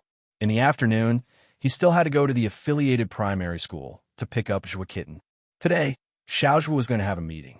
She planned to ask Lord Zhang's students in the university to help her. Unexpectedly, Zhua Kitten refused. Instead, she called the Jiao family and asked Zhang Tan to pick her up. Anyway, Zhang Tan had nothing to do. He used to pick up little Pomelo like this, so he went there. Today, the affiliated primary school ended early. The next two classes were for interest groups. Zhua Kitten did not sign up. After class, she came out with her school bag. Seeing Zhang Tan squatting on the wall at the school gate, Zhua Kitten's eyes lit up. She called out Brother Black and ran over. The pencil box in her school bag was shaking. Zhua Kitten was now in the second semester of the second grade. In fact, with her knowledge and ability, it was a waste of her talent to go to the second grade. However, Xiaozhua did not plan to let Zhua Kitten go to the junior class. She hoped that Zhua Kitten could learn and communicate with children of the same age and integrate into this generation. In the class, Zhua Kitten did not look at the textbook most of the time. She read her own books, and the teachers did not say anything. This was because Zhua Kitten had read a lot of books and asked a lot of questions that the primary school teachers could not answer at all. In addition, Lord Zheng and Little Zhua had told the teachers before, so the substitute teachers did not restrain Zhua Kitten. After seeing Zhang Tan, Zhua Kitten took out 10 yuan from her pocket and waved it at Zhang Tan. Brother Black, I'll treat you to mutton skewers. Zhang Tan looked at Zhua Kitten. Was this child not planning to go home directly? However, Zhua Kitten seemed to have something on her mind today. Shaking his head, Zhang Tan hurried to follow her. The little guy's little kitten, Zhua, walked to the school gate and bought 2 skewers of mutton. Little Zhua had told him that the food outside was not clean and should not be eaten too much, so he bought some to satisfy his cravings. After buying it, she did not go back to the Western District courtyard directly. Instead, she went to a small road in the school and sat on a long wooden chair. She put 1 skewer to Zhang Tan's mouth and held the second skewer with her other hand to eat. With Zhua Kitten helping to hold it, Zhang Tan only needed to move his mouth. As he ate, Zhua Kitten suddenly said, Brother Black, I think I'm going to have a father. Cough. Chapter 420. Although Zhang Tan knew that something was wrong with Zhua Kitten today and that she had a lot on her mind at such a young age, he did not expect such a thing. Speaking of which, he had not paid attention to Zhua Kitten and Little Zhua for a while. After all, Zhua Kitten was not like Little Pomelo. Little Zhua would kind of pick him up when he was free. Even if Little Zhua could not come, Little Zhua's former junior brothers and sisters would come to help. Now, Little Zhua was working as a teacher for the physics students. If Zhua Kitten did not go home after school, he would go to the physics department. Anyway, the people in the department already knew Zhua Kitten. After all, this little guy had Lord Zheng behind him. Even some teachers who did not smile would laugh when they saw Zhua Kitten. Although Zhua Kitten could not be considered to be walking sideways, he was almost there. In addition, Zhua Kitten was a little mischievous, scheming, and very smart. Because of this, Zhang Tan had never been worried about him. But now that he heard this, Zhang Tan did not know how to respond. Was this considered a happy event or a problem? Before Zhua Kitten was born, his biological father abandoned him and ran away. The identity of the father in the household register was fake. He was a martyr. It was a means of protection that Little Zhua applied for. No matter what, Zhua Kitten did not have a father by his side since he was young. Even his mother left for several years before coming back. Zhang Tan was worried that he would be sad about this like other children. In fact, this kid had always had a good attitude. Zhang Tan thought that he did not care about this. But now, it seemed that it was impossible not to care. According to what Zhua Kitten just said, could it be that Little Zhua had finally found a partner? In the past, Lord Zheng had introduced many people to him, but unfortunately, it did not work out. Now, did this mean that there was progress? Zhang Tan looked at Zhua Kitten. The child looked up at the sky after eating the mutton skewers. After saying that sentence, Zhua Kitten looked at the 2 bamboo skewers in his hands. He jumped off the chair and walked to the trash can not far away to throw them away. He came back and continued to sit. He had no intention of leaving. Zhang Tan could not speak. It was impossible to communicate with him. Should he secretly go and see what kind of person that person was? Brother He, Zhua Xiaomao looked at Zhang Tan. Zhang Tan looked at him and tilted his head, indicating that he was listening. He continued, Let me tell you, Zhang Tan. Zhua Kitten talked for an hour. That person's name was Yu Chung. He was a new teacher in the physics department this year, and he was also a professor. Little Zhua did not formally introduce him to Zhua Xiaomao, but Zhua Xiaomao had seen him a few times in the physics department.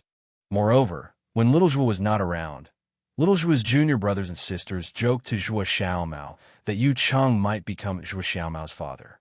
After Zhua Xiaomao observed him, she felt that it was indeed very possible. Lord Zeng also thought highly of him. The people who were close to Little Zhua in the physics school even joked about the Zhua-Yu combination. It sounded like a good match. Anyone would have their own thoughts about this matter, let alone little kitten Zhua, who was more sensible than her peers. As for this stranger who might become her family, she did not reject him, but she did not accept him. Suddenly, such a person joined them. She was quite reluctant. She felt uneasy about the rhythm of her life being changed. Zheng Tan had never seen Yu Chung before. However, since Lord Zeng supported him, his character should be good. He just did not know what Yu Chung thought of Zhua Xiaomao. Little Zhua did not say anything until now. He was probably worried about Zhua Xiaomao's feelings. After talking about her little thoughts, Zhua Xiaomao's mood improved a lot. The phone in her bag rang. It was Little Zhua. Little Zhua called the guard at the Western District courtyard. We found that Zhua Xiaomao was not home yet. He called directly. I treated Brother Hay to mutton skewers. I'll go back later. Okay. Goodbye, Mom. After talking to Zhua Xiaomao in an obedient tone, before she put the phone in her bag, Zhua Xiaomao changed her expression and said to Zheng Tan, Brother Hay, I heard that person's voice again. He's next to Mom. Brother Hay, do I really have to have a father? It was useless to be conflicted like this. He could only take one step at a time. Zheng Tan could only help to see what kind of person the other party was. If it was a hypocrite who said one thing to his face but another behind his back, Zheng Tan would definitely intervene. If the other party was a good person, Zheng Tan did not intend to get involved. After sending Zhua Xiaomao to the door, Zheng Tan came out. He did not go home immediately. It was not 6 o'clock yet. He planned to go to the School of Physics to take a look. There were some people in the School of Physics who knew Zheng Tan, especially the graduate students who had been taught by Lord Zeng. They were more familiar with Zheng Tan. When they saw Zheng Tan, they even called out. Zheng Tan ignored them and jumped to a tree in front of the School of Physics and squatted. When Little Zhua called Zhua Xiaomao just now, she was still in the courtyard and said that she would be home in half an hour. It had not been half an hour since the call. Zheng Tan waited here. He would see her eventually. Sure enough, not long after, Zheng Tan saw Little Zhua come out. Beside Little Zhua was not a few young female teachers or students who were usually with her, but a man who looked to be in his early 40s. He was not tall, only a little more than 7 meters. He was not much taller than Little Zhua. He was not very good-looking and not too ugly. He was just passable and relatively ordinary. However, his whole person looked a little sick. It was not very obvious, but it could still be seen. Such a person. How did Little Zhua like him? How did Lord Zeng agree? Zheng Tan thought about Zhua Xiaomao's biological father and shook his head. He could not remember. But no matter what, this man was too ordinary, right? Could it be his charisma? The title of professor, in addition to such honors, should be able to add a lot of halo. He watched the two people walk to the parking lot of the School of Physics. After a while, Little Zhua rode out on an electric scooter. The man also rode an electric scooter. Zheng Tan stared. Damn, they didn't even have a four-wheeled car. Zheng Tan went to the parking lot of the School of Physics to take a look. There were many cars that were worth hundreds of thousands or even millions, especially those who had the title of professor and were in their 40s or 50s. Basically, everyone had a car. Even if it was not a luxury car, an economical four-wheeled sedan should be a basic configuration, right? The two of them did not ride fast. Zheng Tan followed behind them. They only separated when they reached a fork in the road. One went back to the western courtyard, and the other went to the main gate. Zheng Tan squatted in the grass and thought about Little Zhua's expression just now. It seemed that Little Zhua was quite satisfied with what he heard. His smile was not a perfunctory one, but a little shy. In the next few days, Zheng Tan went to the School of Physics every day and heard a lot of gossip about Little Zhua and Yu Chung. In the school, not only the students, but also the teachers were very gossipy. Sometimes he could see two people in their 50s holding teacups and chatting by the grass in front of the school gate. As they talked, they would talk about little Joie. After hearing so much gossip, Zheng Tan found out that Yu Cheng was actually only 35 or 36 years old. He was married once, but they divorced very early. The reason was that he was always busy with experiments and did not have time to accompany his wife. He did not have any children and did not date again after the divorce. His health was not very good, and he had just gone through a period of recuperation. He used to work at the National Academy of Sciences. Later, he went abroad and met little Joie. The two of them met and returned a year later than little Joie. Now, Yu Cheng came to Tsinghua University for little Joie. I heard that the two of them have been colleagues in the past few years abroad, someone said. Really? No wonder they seem to be very familiar with each other. It doesn't look like they just met. Another person was surprised. Zheng Tan was thinking on the tree next to him. When did little Joie go abroad for a few years? Thinking about it, Zheng Tan was suddenly startled. After little Joie joined the project and left for a few years, the excuse that Lord Zheng gave him was to go abroad for research. Could it be that Yu Cheng was also one of the members of that project? Thinking about it this way, it could explain why Yu Cheng looked like he was in his 40s, even though he was only in his 30s. Moreover, he looked a little sick. When Lil Ewa came back, he was like this. If this was the reason, Zheng Tan felt that Yu Cheng was actually not bad. To be able to be selected by the country to participate in such a project, he was definitely an elite among the elites. Zheng Tan observed Yu Cheng for a few more days. He didn't find that Yu Cheng had done anything out of the ordinary. When the teachers and students in the physics department gossiped, they didn't mention any negative news about this person. Zheng Tan thought that it was better not to get involved in this matter. However, just as Zheng Tan was planning to not get involved in this matter, Zhuo Xiaomao called the Jiao family and invited Zheng Tan over for dinner the next day. The Jiao family often invited Zheng Tan over for dinner. The Jiao family was already used to it. Jiao Pa and Jiao Ma didn't have any other reaction to this. However, Zheng Tan thought that this meal must be related to Yu Cheng. The next day, when Zheng Tan went over, little Joie, who was wearing an apron, came over to open the door. Black charcoal, come in quickly. Take whatever you want to eat. Xiao Mao is on the balcony. Little Joie hurried to the kitchen. The dishes were still in the pot. Because it was the weekend, Zhuo Xiaomao didn't go to school. Little Joie also temporarily put aside the matters in the courtyard. Yu Cheng was obviously the same. There were two balconies in the house. One was on the master bedroom side. From there, one could see the courtyard's large recreational area. The other balcony was very small. Usually, Little Joie only used it to dry clothes. She didn't come here much. There wasn't much scenery here. She could only see the opposite building. Zhuo Xiaomao usually didn't come here. But now, Zhuo Xiaomao and Yu Cheng were here. When Zheng Tan walked to the balcony, Zhuo Xiaomao was wearing small gloves. With the help of Yu Cheng, she was busy setting up a mechanical frame. The height was higher than the railing. There were two grooves on the mechanical arm that extended out. When she saw Zheng Tan, Zhuo Xiaomao waved her hand. Brother Black, come quickly. Yesterday, I read the language book of the fourth-year student next door. It said that two iron balls fell at the same time.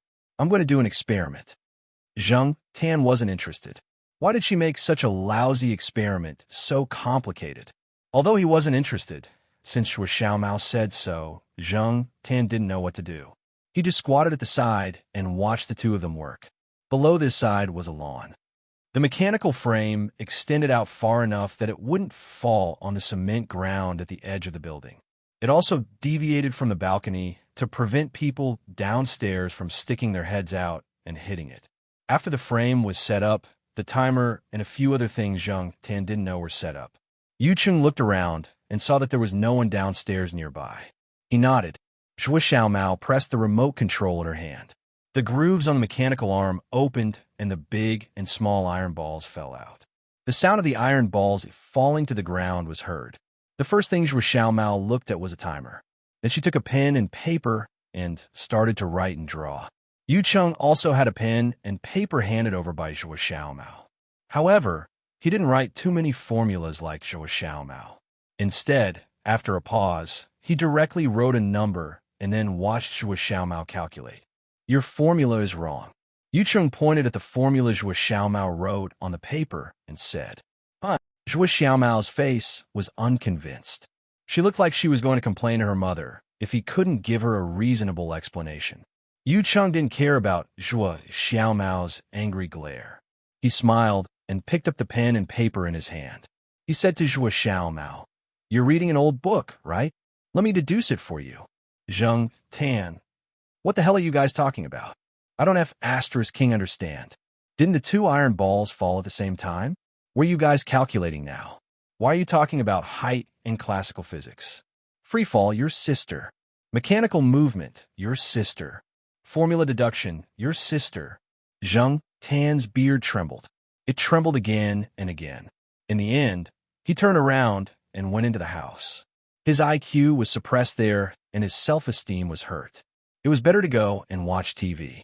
When they went downstairs to pick up the things, Zhuo Xiaomao called Zheng Tan along. Yu Cheng followed behind them. When they went downstairs, Zhuo Xiaomao kept introducing Zheng Tan to Yu Cheng. Yu Cheng listened to her with a smile and didn't show any impatience. Although there was grass below them, Zhuo Kitten had thrown too many things down, and some of them still rolled far away. After much difficulty, she found everything. Zhuo Xiaomao put them all into her little box. Among them, there were two special little magnetic balls that Yu Cheng had given her. Zhuo Xiaomao had been eyeing them for a long time. Yu Cheng reached out to help Zhuo Xiaomao carry the things.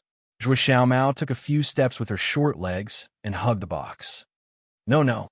Before Zhuo Xiaomao could walk far, Yu Cheng quickly stepped forward and scooped her up. He even spun her in the air. Zhuo Xiaomao, who was hugging the box tightly, screamed. Children also like to scream. However, compared to older children and adults, when they screamed, it didn't necessarily mean that they were scared. Instead, it meant that they were excited and happy. Zheng Tan had never heard Zhuo Xiaomao scream like that before. This child was always more mature than her peers. Although she was young in class, she was more mature than the others when it came to matters. She didn't fit in and didn't seem like a child. And now, for the first time, Zheng Tan felt that this child was really just a little brat. And brother, hey. Hearing Zhuo Xiaomao scream, Zheng Tan, who was thinking about something, was about to look over when he realized that he was being scooped up. Yu Cheng scooped up Zhuo Xiaomao with one hand and Zheng Tan with the other. Let's go and eat. The atmosphere during the meal was quite harmonious. Zhuo Xiaomao quickly became familiar with Yu Cheng and didn't feel as conflicted as she did a few days ago. Zheng Tan was happy for this child in his heart.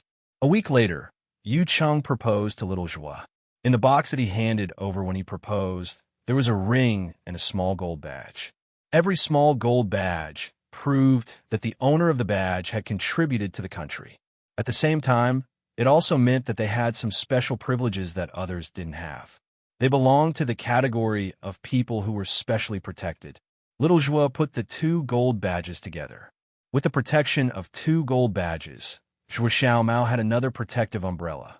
In a warm spring season, everything seemed to be starting to exude vitality.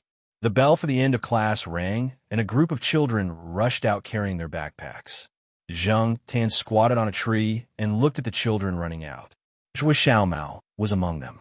Little Zhuo and Yu Cheng didn't come to pick her up. A graduate student took Zhuo Xiaomao to the School of Physics. Zhuo Xiaomao was very excited. She was able to enter the laboratory to observe an experiment today. Along the way, she asked a lot of related questions, and the graduate student patiently explained. When she looked up at the flowers on the tree, Zhuo Xiaomao saw Zheng Tan squatting on a tree branch. The smile on her face widened. Brother, hey. Zhuo Xiaomao waved her hand. Zheng Tan hesitated for a moment and jumped down from the tree to see what this child wanted to say. Unexpectedly, Zhuo Xiaomao opened her mouth and said, "Let me tell you." Chapter 4:21. Little Zhuo and Yu Cheng's wedding was held in May. Jiao Pa, Jiao Ma, and Zheng Tan went to the banquet together. Little Pomelo was not free, and Jiao Yuan was in Beijing. There were many school leaders who attended the wedding, led by Lord Zheng. It was also because of this wedding that many people knew that little Zhuo and Yu Cheng had many school leaders behind them. Usually, they would not use their status to trouble little Joie and Yu Chung at school. For little Joie and Yu Chung, they were not like those young people who had a honeymoon. They had a lot of work to do and did not have much time to go on vacation. If they wanted to go on vacation, they had to finish the next stage of the project. Although they could not go on a long vacation, they still took little Joie to the amusement park to play. When Zheng Tan was invited to little Joie's house for dinner again, it was already summer vacation. Little Joie's cat went to the countryside to play and caught some prawns. When she brought them back to eat, she said that she wanted to share them with Zheng Tan. Under the hot sun, Zheng Tan ran from the eastern courtyard to the western courtyard. Under the watchful eyes of the guards, he swaggered into the courtyard. Now Yu Chung lived with little Joie and little Joie. It was not that little Joie and Yu Chung did not have the money to buy a house outside. It was just that it was convenient to live here. Little Joie had long been used to it. Yu Chung bought a four-wheeled car with good safety features. It must have cost a lot of money.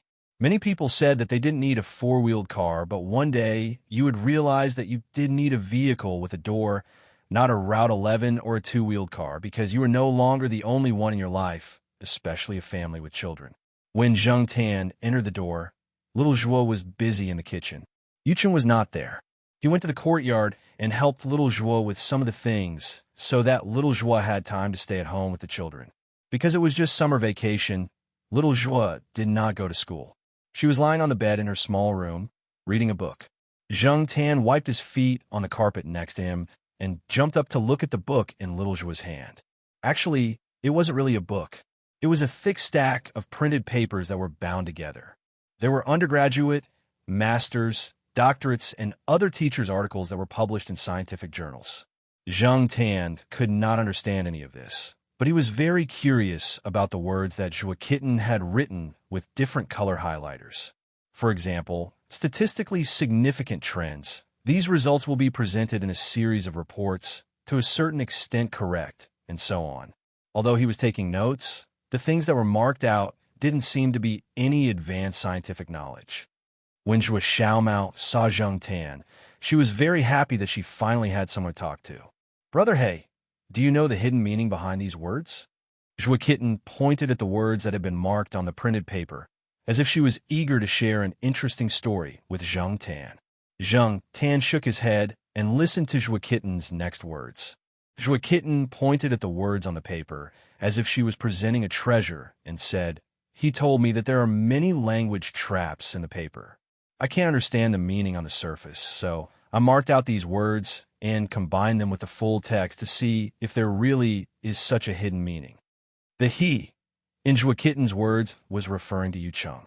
Now that they had been together for more than 3 months, Joie Kitten and Yu Chung were familiar with each other, but they still hadn't settled on how to address each other. She felt that calling him Uncle Yu was too distant, so she directly called him Dad. Joie Kitten felt that it was difficult to say, so she temporarily used he instead. However, Zheng Tan guessed that it wouldn't be long before Joie Kitten changed the way she called Yu Chung Dad. The chances of Joie Kitten mentioning Yu Chung were quite high. "Look, Brother Hey, for example, this statistically significant trend means that this statistical data is actually meaningless. Another example is this results will be presented in a series of reports, which actually means that if this experiment can receive more support, such as funding, we will continue to do it. And this statistical investigation shows, which actually means that based on the above results, we predict actually means that, sorry, we are also just guessing. This hope that this research can encourage scholars in this field to conduct more in-depth research and discussion, which actually means that whoever wants to do it can do it. I'm not doing it anymore." Hei's expression was that of "this is the first time that I've seen such a thing." Joie Kitten gave many examples in a row, and they were all commonly used words and papers. Jiaopa had actually said these words before. Just like the slang in the industry, the insiders knew the deeper meaning contained in these words, but the laymen were fooled. Joie Kitten seemed to be looking for trouble. She marked out all the words that had hidden meaning in these papers, and then she read them all by herself, as if she was looking at a collection of jokes. Zheng Tan was very helpless at the side. He really didn't know where the joke was. After laughing, Joie Kitten closed the folder and said to Zheng Tan, Brother, hey, my mother said before that she wanted to raise a cat. Last month, she even took me to the pet center to take a look. Originally, she planned to adopt one from there. Didn't the public service advertisement you filmed also say that adoption is the replacement of purchase? Joaquin's smile faded, and there was a hint of worry. Little Joa had thought about adopting a cat a long time ago. However, Little Joa and Yu Chunk didn't have time at home now. They basically stayed at the Physics Institute during the day, and Joaquin also had to go to school. After school, she went to the Physics Institute more often than she went home directly. Moreover, Joaquin was just a little kid. She didn't even have time to take care of people. So how could she take care of a small animal? Having an additional pet in the house was also an additional responsibility. She couldn't be too perfunctory. After thinking about it, Little Joa temporarily gave up the impulse to adopt a cat. Joaquin felt a little regretful about this. He still wanted to adopt a cat and a dog. He had thought about it last month, but after he came back and listened to Little Joa and Yu Cheng's analysis, he realized that he really didn't have time to take care of a cat and a dog. It was also impossible to bring a cat and a dog to the Physics Institute. Lord Zeng would definitely reject them selflessly. Sigh, it'll be fine if you grow up quickly. Joaquin sighed. You won't think so when you grow up. Zheng Tan thought to himself. When they were young, they all hoped to grow up quickly, but when they grew up, they fantasized about returning to the time when they were little kids. After having a sumptuous lunch at Joaquin's house, Little Joa took the lunchbox to the Physics Institute. Joaquin watched TV for a while and then took a nap. Zheng Tan stayed with her for a while. When Little Joa came back, Zheng Tan left. He still had things to do in the afternoon, so he wouldn't stay here for too long. Coming out of the building, a wave of heat greeted him. Zheng Tan walked quickly to the shade of the trees and walked out along the shade. Two cats were lying on their sides under the grape trellis and taking a nap. A big yellow and white cat sharpened its claws and climbed up the trunk. Halfway up, it saw Zheng Tan and stopped on the trunk like a cicada shedding its skin. It looked at Zheng Tan until Zheng Tan left. Then it swung its tail and continued to climb up, finding a branch to lie down on. When Zheng Tan returned to the east courtyard, Charlie was waiting at the intersection leading to the courtyard. There were large sycamore trees at the intersection, and there was a large area of shade. He parked his electric scooter there and played with his phone, waiting for Zheng Tan to come back. Obviously, Charlie knew about Zheng Tan's movements from the Jiao family, so he waited there directly. This afternoon, Zheng Tan was going to the pet center to shoot a video. Now, the videos shot by Xiao Guo's studio, from the beginning of the advertising videos, promotional videos, and later some short stories by cats, were getting more and more popular. It was also because of these videos that a large number of fans of the pet center had gathered. Although many people were not in the city or even in the province, and some were even abroad, they were quite familiar with the pet center. Every time the video was released, there would be a lot of people waiting on the internet, refreshing the web page, and buying pet supplies from the pet center through online shopping. This had formed a brand effect. Zheng Tan also had quite a number of fans on the internet. Not only Zheng Tan, many of the cats and dogs in the pet center had their own supporters. Although what was shown in the video might not necessarily be their true personality, the audience on the internet would not care about that. As long as they were happy watching the video, it would be fine. In the past, Zheng Tan was the pillar of support there, but now the pillar had changed, and Sesame took up the heavy responsibility. Although Xiao Guo and the others did not want too many people to know about Sesame, after such a long time, it was impossible for the people around to not know about it. Later, someone took a photo and posted it on the internet. It was a photo of Sesame poking its head out of the studio.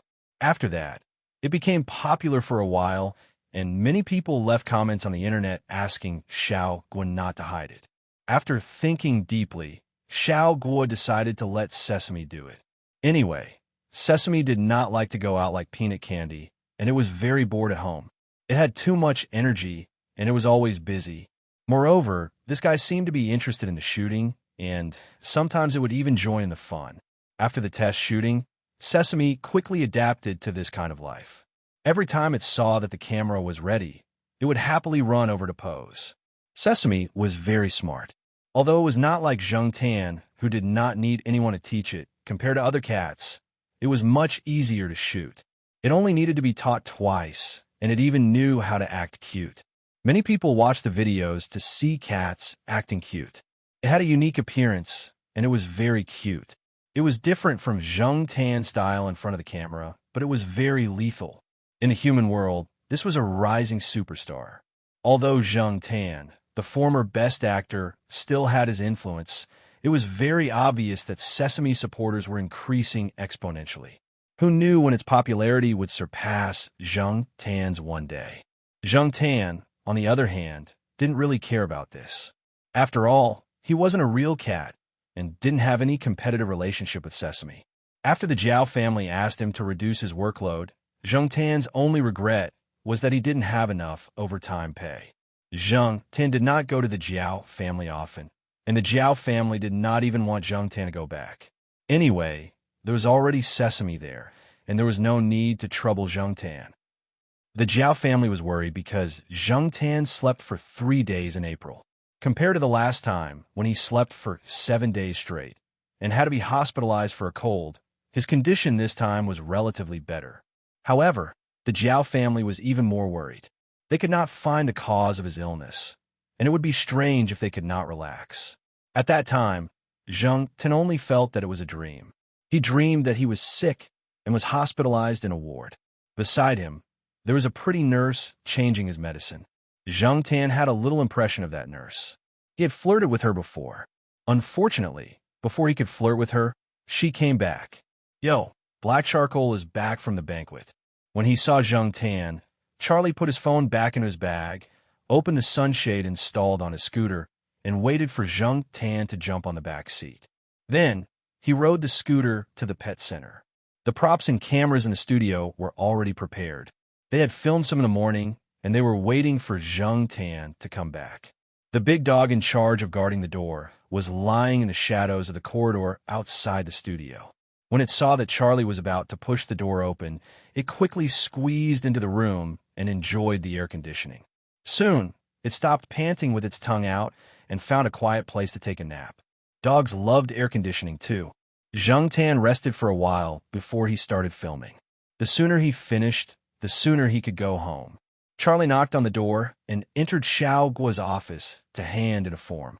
We saw what Xiao Guo was writing. He was a little surprised. "Boss, who did you arrange this curtain call performance for? Some of the dogs in our team are old, and they can't be tortured anymore. They don't look like humans, and they don't have wrinkles. However, if you pay attention, you'll find that they're not young anymore." As he spoke, Xiao Guo picked up a small mirror next to him, looked at his face, and sighed. "Life is like a tank of hot bath water. It is very comfortable to soak in it, but the longer you soak in it, the more wrinkles you will have." Charlie thought for a while. This sounds familiar. He shook his head and continued. "But boss, you are still young. You are in the prime of your life, so there is no need to be emotional." Chapter 422. In fact, Xiao Guo had been thinking about the curtain call for a long time, but he had been too busy to do anything about it. Now that the weather was hot and he was staying at home to avoid the heat, he decided to make this plan.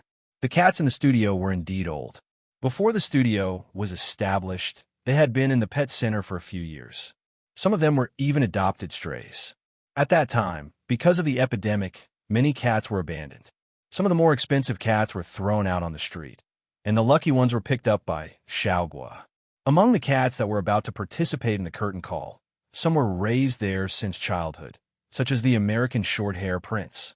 There were also a few long-haired cats that were a few years older than Zheng Tan's cats. The oldest one was more than 10 years old and was not as strong as it was in its prime. Some of them had been wandering around and had some chronic diseases. After coming to the pet center, although they had been well taken care of, they were still weaker than other cats of the same age. Every time they filmed, the same scene would probably be shot several times. Especially now that the audience's requirements for the quality of the film were getting higher and higher, the filming of the video had become stricter.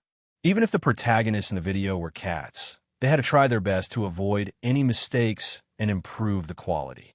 In this way, the tasks of the cats and dogs involved in the film would definitely be heavier.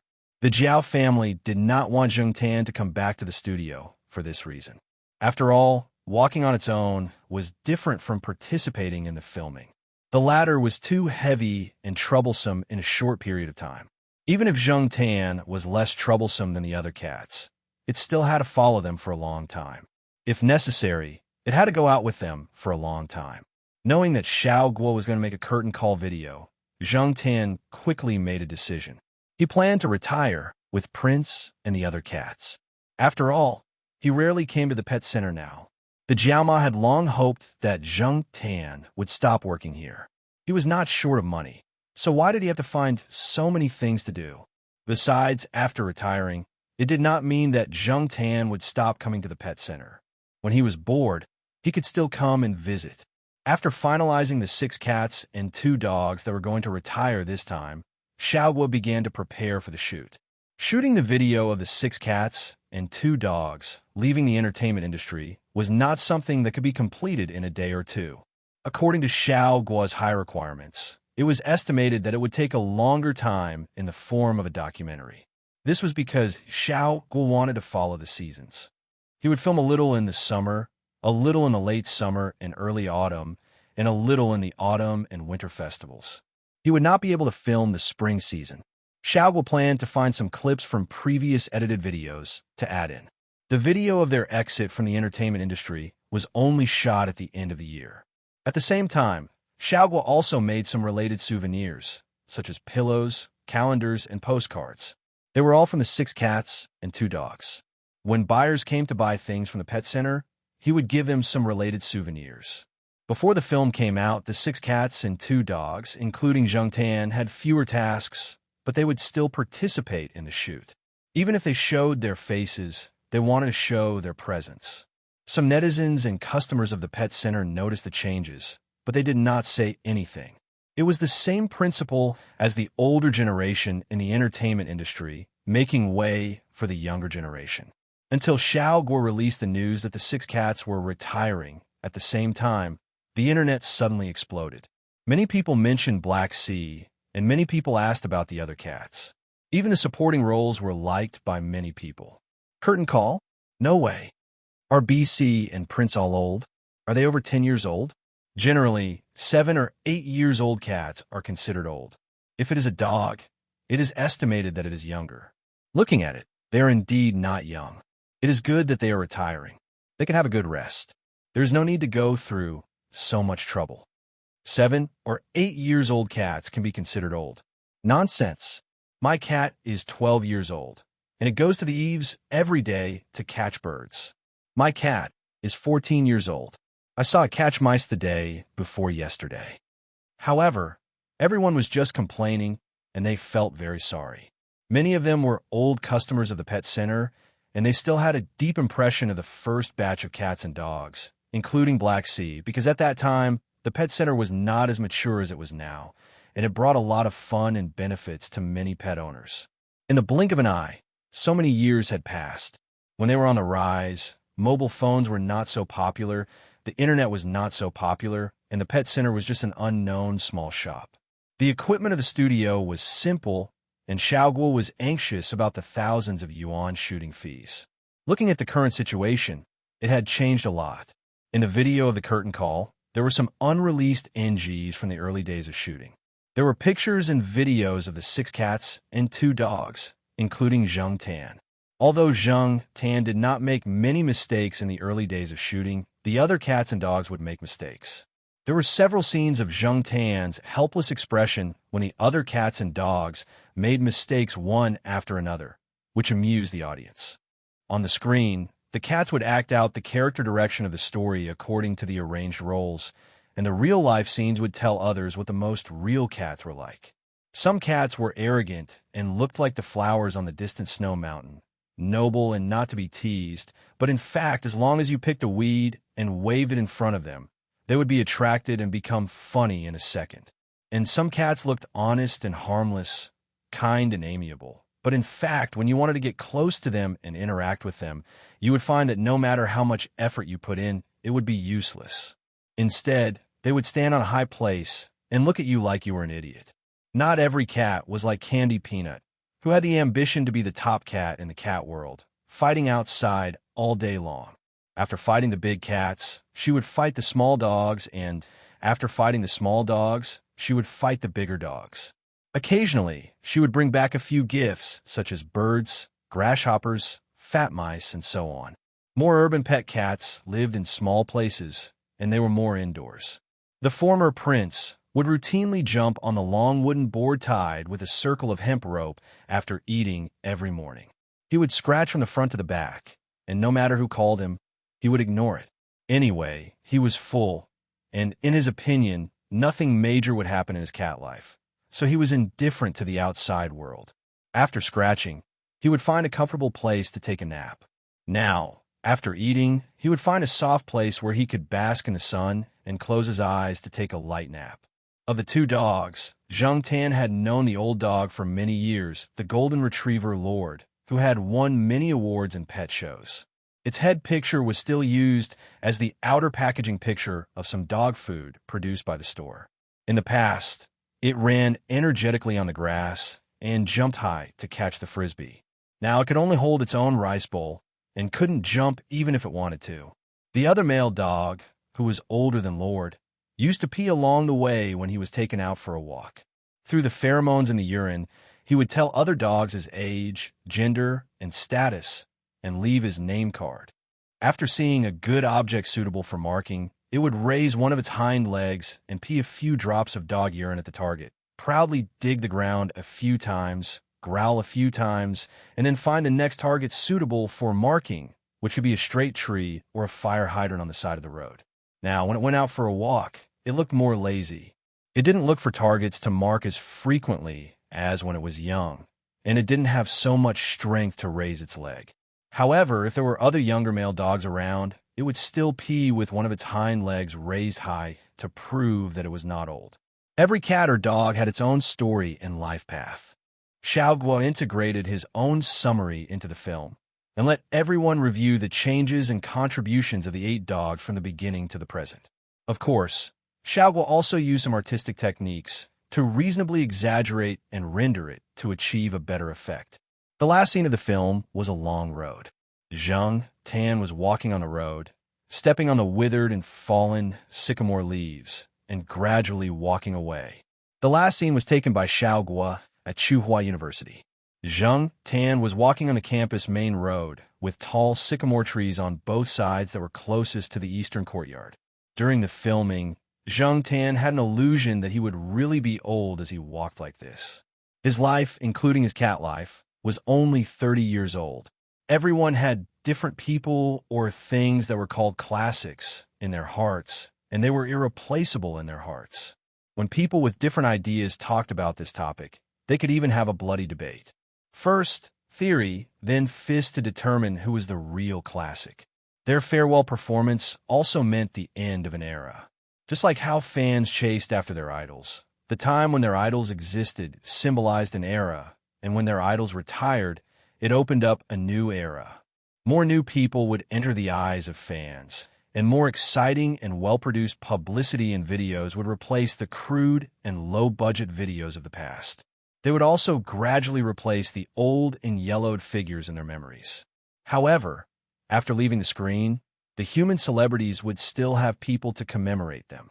They had a huge fan base, and after a few years, many fans would still reminisce about them.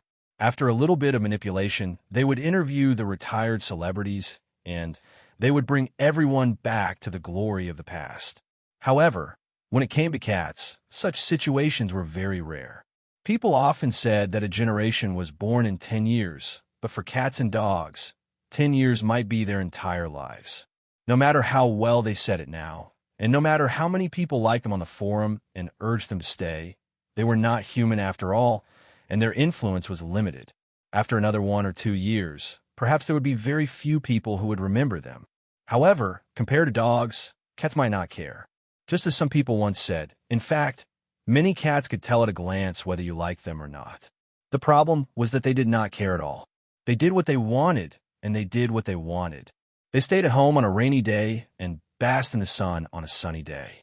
In high-walled courtyards, luxurious villas, or street shops, warehouse workshops, or even some more ordinary families, they use their own ways, just like hundreds of years ago, to go back and forth between talents and beauties, to pass through the slums and the rich areas, and to pass by people they knew or didn't know.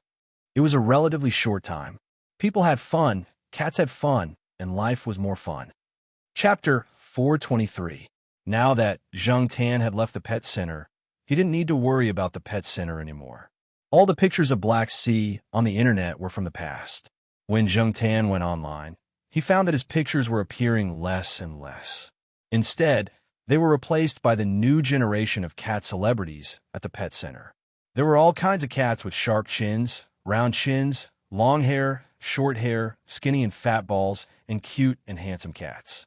Soon, they attracted the attention of new and old customers and netizens. Gradually, people stopped talking about the older generation of cats that had left the pet center. Zheng Tan was a little unhappy at first, but soon he didn't care. He didn't plan to make a living out of this anyway. However, since there were no more missions, Zheng Tan started to feel bored. This was a psychological thing. Should he go out and visit people? But everyone seemed to be busy with their own things. Later, Zheng Tan didn't want to disturb them. Zheng Tan didn't want to stay at home all day long. He didn't want to stay idle at home, because when he was free, he wanted sleep. He didn't sleep as lightly as he usually did with Sheritapang and the others. He slept very deeply and couldn't be woken up. He slept for a few hours to half a day. Compared to the beginning, it wasn't a long time, but it happened too often. He often dreamed of some familiar scenes when he was a human. It was the same as what Zheng Tan remembered. When he woke up, Zheng Tan had to sit down and think about whether he was a human or a cat. One day last week, when Zheng Tan woke up, he didn't pay attention. He walked out of the room directly and came face to face with Jiao Ma, who was walking out of the kitchen. Zheng Tan's first reaction was not to immediately lie down on all fours, but to confusedly raise his paws to scratch his head. The bowl of soup in Jiao Ma's hands almost fell out. Fortunately, she had seen Zheng Tan's special behavior over the years. Otherwise, the bowl of hot soup in Jiao Ma's hands would have fallen to the ground. After that day, Zheng Tan didn't want to stay at home. Otherwise, he would sleep in a trance and not know what he was. Sure enough, when one was worried about something, he had to replace it with something else. It was better to go out and wander around the campus than to sleep in a daze and not know where he was. But to be honest, Zheng Tan was a little worried. He flipped through the calendar, and every day was the same. When he came back to his senses, he realized that time had passed really fast. In fact, he hadn't done anything, and there was nothing that left a deep impression. The calendar in the living room had inadvertently flipped to September 2012. Little Pomelo was in her third year of high school. She was getting busier with her studies, but she would still go home once a week to do test papers and read books at home. Jiao Yuan was still in the capital and could only come back once or twice a year.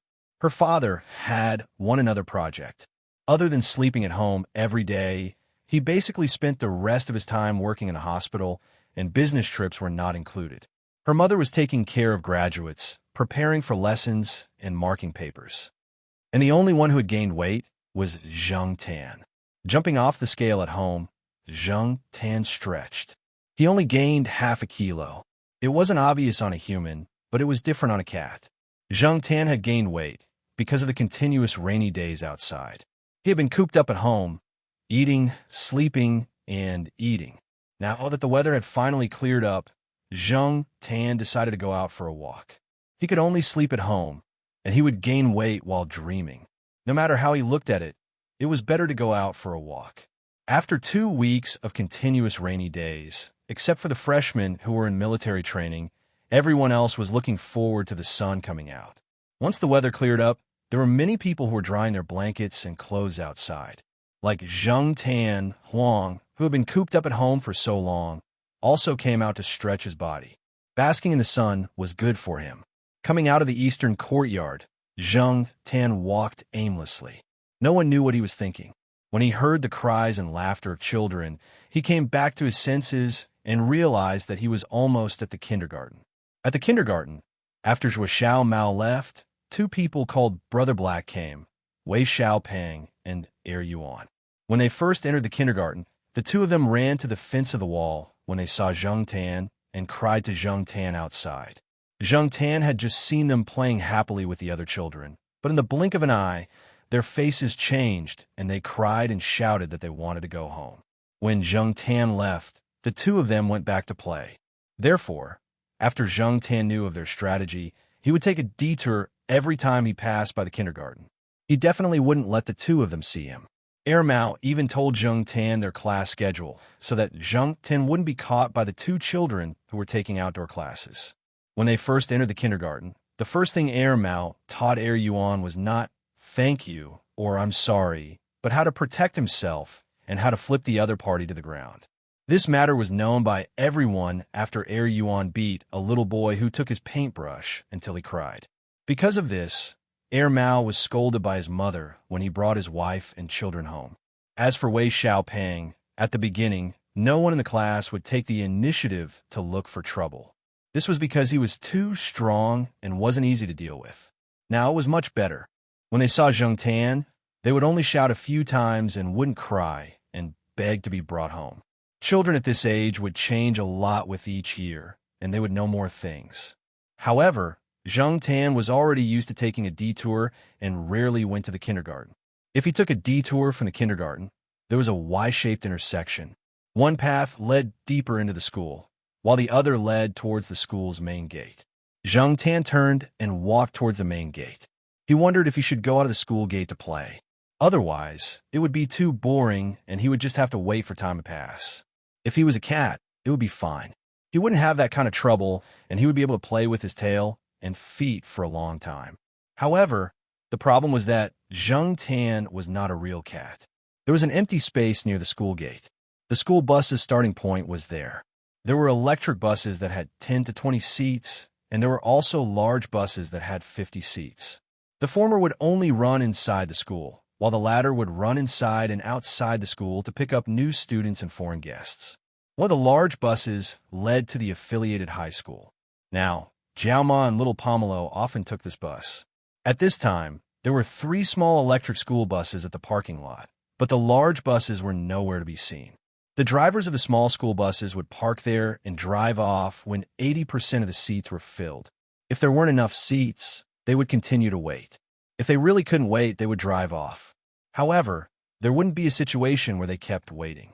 In the school bus on the side, the driver was sitting there playing games on a tablet. Although these people in their 40s and 50s drove the school bus here every day, their family conditions were not as bad as the students thought. There were quite a few of them who had phones and tablets that cost a few thousand yuan. The driver was sweating profusely as he tapped on the screen. His bald head looked even brighter. Zheng Tan, who had planned to go straight out of the school, paused. He turned and walked in that direction. He jumped onto a small sycamore tree. It was impossible to squat on a branch. The tree was too small, and the branches couldn't bear Zheng Tan's weight. Therefore, Zheng Tan just hugged the trunk and looked in that direction. Zheng Tan had seen the game that the driver was playing before. It was a casual game developed by Feng Baijin, Cat and Mouse. The driver tapped on the screen to catch the white, gray, and black rats running around on the screen. Some were big and some were small. Some were fast and some were slow. Some were cute and some looked ugly. Different rats had different attributes and gave different points. Some of the rats might not be able to react to quickly, and some of the rats with higher points would be missed. Not to mention the people who didn't play games much before the age of 40 or 50. Otherwise, the driver wouldn't be sweating profusely while tapping on the screen in the weather of 10 degrees Celsius. Just a little bit more. The driver sighed. What's wrong? You didn't surpass your grandson? The driver on the school bus that was closer to the outside asked with a smile. Yeah, just a little more than 200 points. 20 black rats would have been enough. Sigh. I'm old, and I can't keep up with the young people. Even my grandson, who just started primary school, plays better than me. The bald driver sighed and was about to raise his head 45 degrees in sadness when he saw a black cat on the tree next to him, staring at him. Hey, black cat, come over here. The bald driver waved happily. Come, let's play together. Zheng Tan, the driver next door, Actually, the ball driver was just saying that. He didn't think that the black cat would really come over. Zheng Tan was bored. Since the other party wanted him to play games, why wouldn't he go? Jumping to the passenger seat, Zheng Tan looked at the ball driver and waited for him to take out the tablet. The ball driver's eyes widened, and then he laughed out loud. He took out his tablet and started the game. The driver next door saw this and sneered in his heart. "You damn baldy. Aren't you afraid that the cat will scratch the thousands of yuan tablet your son bought for you?" Obviously, the ball driver didn't think about this problem at all. He was thinking that after he surpassed his grandson, he would go back and tease that kid. That kid was still showing off in front of him yesterday. The ball driver had been playing this game for a week. Although Zheng Tan hadn't played it before, he had seen Feng Baijin play, so he got the hang of it quickly. One person and one cat. One person used his finger to quickly move, and the other cat used its paw to clap.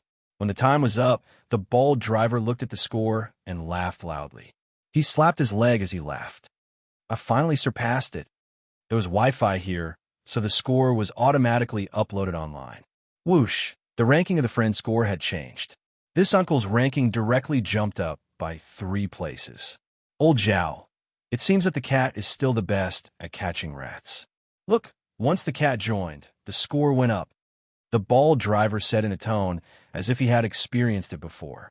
After he finished speaking, he waved his hand and said to Zheng Tan, who was in the passenger seat, "Come, let's continue.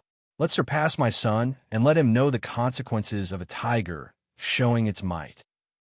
Driver Zhao next door, shaking his head, Masters didn't intend to pay attention to the old ball driver.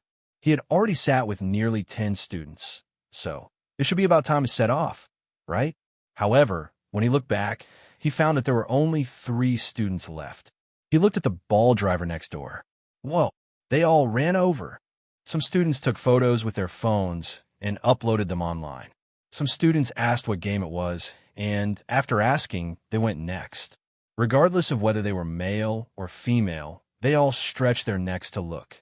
Since the police cat incident at the New Boy concert, there hadn't been any interesting news in the school. Now that there was one, the students were all excited. Post, forward, and forward again. In today's era of online entertainment, many people saw the scene of Zheng Tan and the ball driver playing the game together.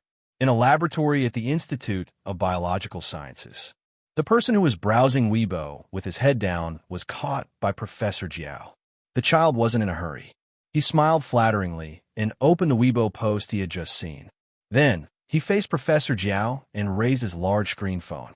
"Boss, look, is this yours?" Chapter 424. Zheng Tan didn't expect to be so popular after leaving the pet center. Although he wasn't as popular as when he was the sheriff, he still heard students talking about him every time he went out. Zheng Tan didn't feel much about it, and the Jiao family didn't do anything about it either. After all, this incident didn't have a big impact, and it didn't cause any trouble. At most, they would take a few more photos.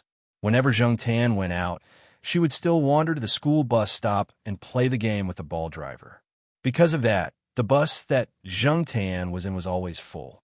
If not for the fact that the contract with the school stated that there would be a fine for overloading the bus, the ball driver would have overloaded the bus every time. Sometimes, Zheng Tan didn't go, but the students who often took the school bus already knew the ball driver.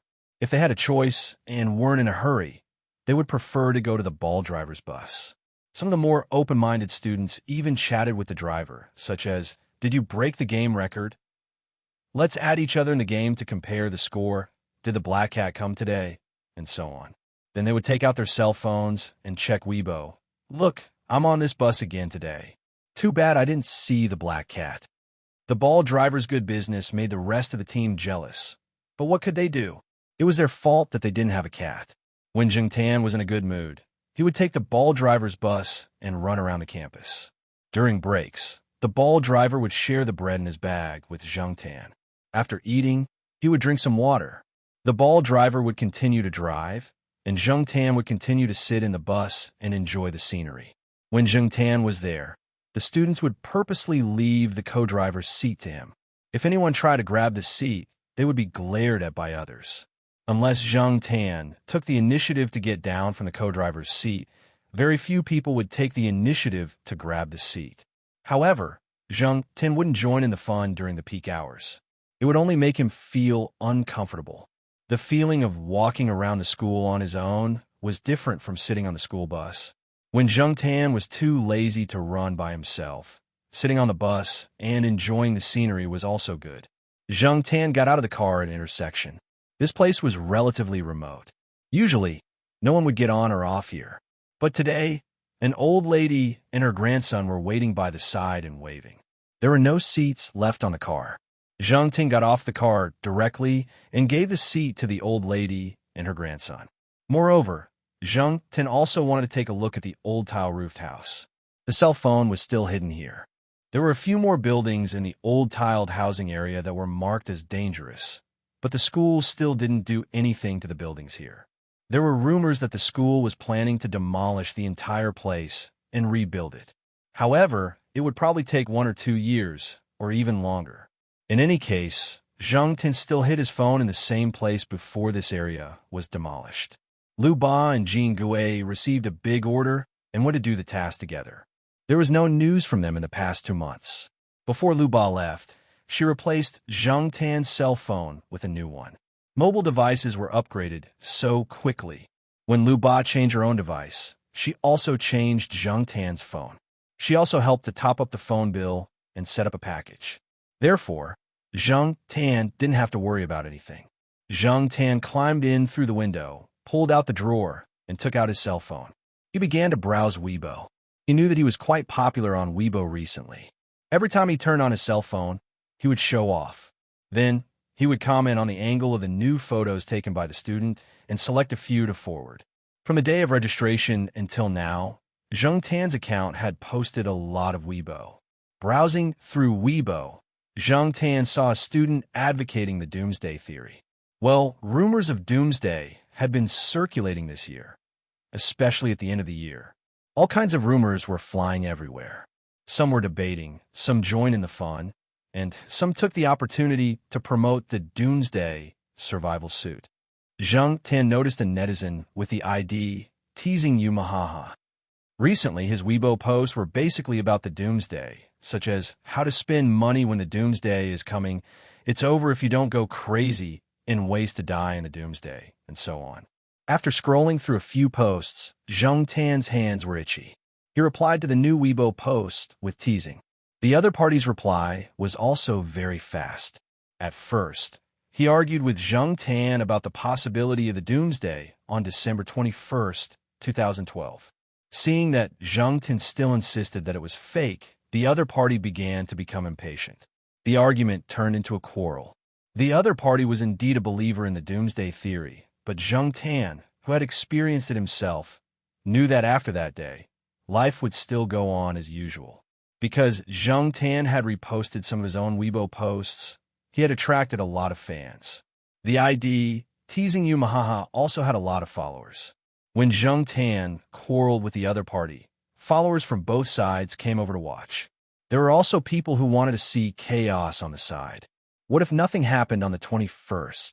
Teasing you mahaha replied, if this is fake, I'll do a live broadcast of me chopping my penis. More people started to make a fuss. If you have the ability to fool people, you are right. Obviously, before the 21st, this netizen, teasing you mahaha, had indeed fooled a lot of people. Judging from his tone, there was no trace of hesitation. Of course, there were also some people who felt that this kind of guarantee was as unreliable as Treasure X's pay with your life if it's fake. After that, teasing you mahaha posted a separate Weibo post. If the 22nd comes as usual and there is no apocalypse, I will curse myself to become a cat. If the apocalypse really comes, Zhang Tan, you will become a black cat like the one on your profile picture. Do you dare to bet? As soon as this provocative Weibo post was posted, some people who were watching silently just now joined in the crowd. Zhang Tan was originally fiddling with his paws as he typed with difficulty. Who knew that before he could type a sentence, he saw this Weibo post.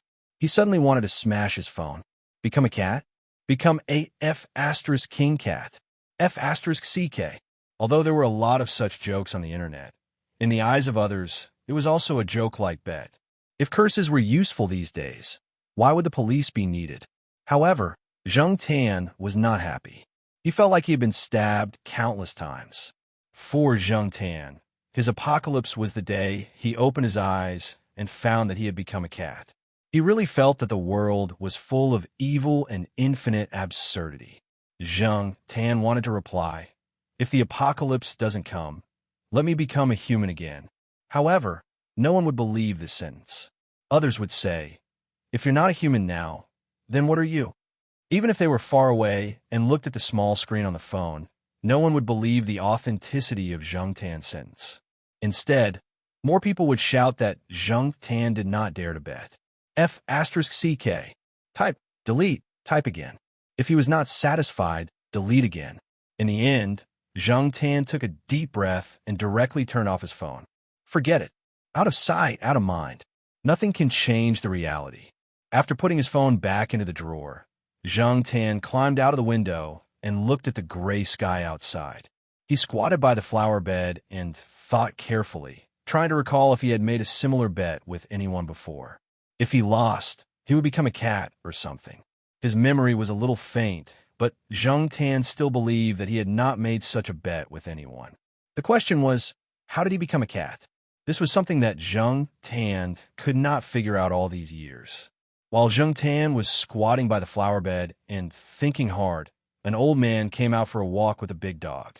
It was Old Man Li and Xiaohua. Xiaohua should be called Old Flower now. It used to be a little clumsy, but now that it had lost weight compared to its peak, it felt even more clumsy when it walked. The man and the dog did not walk fast. They walked slowly, like two old men next to each other. Large dogs tended to age more easily than small dogs. The average lifespan was not an advantage, so Old Man Li was very worried every time Xiaohua fell sick. He also gave it timely treatment. If the weather was good, he would take Xiaohua out for a walk. An appropriate amount of exercise was good for the two old men. Old Man Li was also very careful when feeding Xiaohua. After consulting with the pet center, according to Xiaohua's physique, Old Man Li did not dare to feed it one meal at a time. A while ago, Old Man Li took Xiaohua to the pet center for a checkup. The people there said that Xiaohua could live for more than 15 years without any problems. Whether the people at the pet center said comforting words for Old Man Li's sake, or it was a theoretical result based on Xiaohua's health checkup report, Old Man Li had been persisting in following Xiaohua's suggestion for the past few years. He was consistent and persistent. Even though Xiaohua was not like Niu Zhuang who could catch mice and chase away thieves, this old man with a head full of white hair still treated this dog, which was more docile than the other dogs in the compound, like family. Seeing the two old men walk away, Zheng Tan jumped down from the flower bed. The wind blew. The yellow leaves that were still stuck to the branches were pulled down and fell to the cement ground. When the wind blew, it made a rustling sound. Stepping on the fallen leaves, Zheng Tan walked along the path to the compound. After a few steps, he turned a corner and found Sahara lying on the ground in front of him, whining like a dog. Ruaning stood a few steps in front of it, looking helpless. 2 more steps. Come, be good, just 2 more steps, Ruaning said to Sahara. Awoo. Sahara still did not move. Lazy thing. Ruaning was so angry that she walked in circles. Like Old Man Li and the others, Ruaning would take time out every day to bring Sahara out for a walk. Sahara was not as cooperative as Xiaohua. Sahara seemed to be born with a rebellious nature. Even though it was already so old, it was still playing little tricks. Whatever you wanted it to do, it would refuse. When it was at home, it would always move around as if it had ADHD. When it came out, it would be lazy, lying down after taking a short walk. Ruaning did not pull on a leash like she did a few years ago. She was afraid that she would pull something out of it. Even though the pet center's health examination results were good, Ruaning still could not bear to do it. Seeing this, Zheng Tan sneered in his heart. This Sahara likes to pretend to be weak now. Yesterday, it chased a little Pekingese that tried to steal its bone all over the compound. Today, it's pretending to be weak again, as if it was certain that Ruaning could not do anything to it. Sure enough, in the end, Ruaning still carried Sahara. Carry it for a while, then walk on your own. Do you hear me? Ruaning reprimanded. Awoo. Being carried, Sahara was not obedient. It moved here and there. This position was not as comfortable as before, so it protested. Ruaning, who had raised Sahara for so many years, clearly knew everything about Sahara. Be obedient and don't move around. You just pooped. I'm not going to hold your butt. Awoo, damn it. Did I raise an ancestor? Ruaning muttered. Having such a dog, and having raised it for so many years, no matter how bad its temper was, Ruaning would accept it. She changed the position and carried it. As expected, Sahara was much more obedient and did not bark anymore. Then, it looked at Zheng Tan behind and wagged its tail proudly. Zheng Tan cursed in his heart. Moral. Beep, beep. At the intersection in front, Jiao Pa was riding an electric scooter. He looked in Zheng Tan's direction and honked. Chapter 425. The end of the world was just as Zheng Tan had expected. Zheng Tan did not go online to talk about the bet with those people, nor did he have the mood to join in the fun and denounce those who had spread the doomsday theory. After the doomsday, the atmosphere in the Jiao family became more and more tense. One was little Pomelo's college entrance exam. The other was Zheng Tan's condition. Little Pomelo did not choose the guaranteed admission to Tsinghua University because there were limited places. She gave the place to her old classmate, Xia Xian. Xia Xian's grades were not as stable as hers, and little Pomelo's grades had always been good. After talking with the Jiao Pa, little Pomelo made the decision. For a senior high school student, time passed faster than anyone else, as if there was not enough time. Fortunately, little Pomelo's psychological quality was good, which made the Jiao Pa and Jiao Ma feel relieved. Zheng Tan's problem was the same as last year. He was always dreaming. Even if he only closed his eyes for a short while, he would dream a lot. His thoughts were very chaotic, and Zheng Tan did not dare to sleep anymore. His mental state was definitely not good due to lack of sleep. The Jiaoma also took Zheng Tan to the pet center for checkup. There were no major problems, just lack of sleep. The Jiao Yuan had called home many times in the past 6 months. He asked about little Pomelo's condition and also asked about Zheng Tan's condition. He also said that if the veterinarians here could not solve the problem, he could take them to Beijing for a checkup. There were many authoritative veterinarians there. Zheng Tan did not want to go, and the Jiao Ma had no choice. She thought that after little Pomelo's college entrance exam, the family would go to Beijing to visit the Jiao Yuan and take Zheng Tan for a checkup.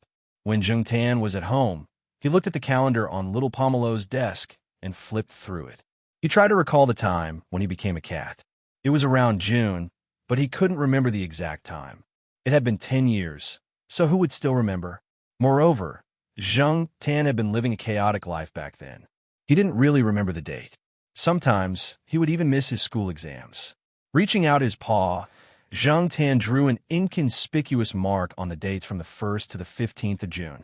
He added a few more paws on the 7th and 8th, which were the dates of little Pomelo's college entrance exam. Every time Pomelo came back, Zheng Tan would pretend to be in good spirits. However, when little Pomelo left, Zheng Tan would return to his usual muddle-headed state. The Jiao Pa asked Zheng Tan to stay in his office so that he could take care of him. Zheng Tan did not go. He felt more comfortable at home. On the morning of the 8th of June, the Jiao Pa, Jiao Ma, and little Pomelo went out. Zheng Tan went with them. The Jiao Pa sent little Pomelo to the exam hall. The Jiao Ma wanted to go to Fuzhong High School. Zheng Tan sent them out of the courtyard. He wanted to go for a walk, but he kept yawning and his eyelids were heavy.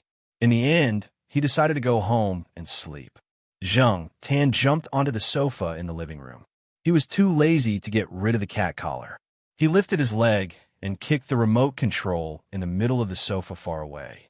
He then lay down on the sofa and listened to the subtle ticking of the clock. He closed his eyes. After the Jiaoma rode out of the house, she suddenly remembered that she did not bring the USB flash drive. She had copied some documents in the morning and forgot to take it out. She rode back. On the first floor, Depang's grandmother was combing Depang's fur. When she saw the Jiaoma, she said, "I just saw your black charcoal come back." He must have gone home to catch up on sleep. Hearing the grandmother's words, the Jiao Ma did not pay much attention to it. She guessed that he had pretended to be too energetic when he sent little Pomelo out in the morning. Now, he had gone home to rest. The Jiao Ma thought that, after today, she should find some time to take her cat to Beijing to have someone check on him. Otherwise, no one at home would feel at ease. When she went upstairs, the Jiao Ma's eyelids kept twitching. She took out her keys and opened the door. She glanced around the house. The house was eerily quiet. There was only a cat tag on the sofa. There was no other movement. There was no black cat. It was as if there was no other creature in the house. Whoosh! The curtains of the half-open window were blown up. The warm June wind blew in through the window. Outside the window, the sun was shining brightly. Nansheng, in an elevator near Nansheng University, in a high-rise apartment. In the bedroom, sunlight shone through the window and through the gap between the curtains that were not completely closed. The dazzling light made the person on the bed frown. His eyelids moved. Zheng Tin opened his eyes a little. The sunlight was shining on his face. When he woke up and saw the sunlight, he immediately closed his eyes. Reflexively, he raised his hand to block the sunlight and covered his eyes. Slap! The sound of a palm hitting his face was very clear in the quiet room. The slight pain was clearly transmitted to his brain. 3 seconds later, Zheng Tin opened his eyes. He looked through the gaps between his fingers. The decorations were unfamiliar, yet somewhat familiar. The curtains at the floor-to-ceiling window were half closed. The light was shining in from there. Blinking, Zheng Tan's mind was still a little muddled. He raised the palm, covering his face, and focused his eyes on the palm. The palm lines were clear. 5 long fingers. They were not black furry cat paws. F***, I'm dreaming again. After cursing in a low voice, Zheng Tin closed his eyes and planned to continue sleeping. After a few seconds of silence, Zheng Tan suddenly sat up and looked at the 2 palms in front of his eyes. Zheng Tan rubbed his face hard and tried to make a sound again. Cough.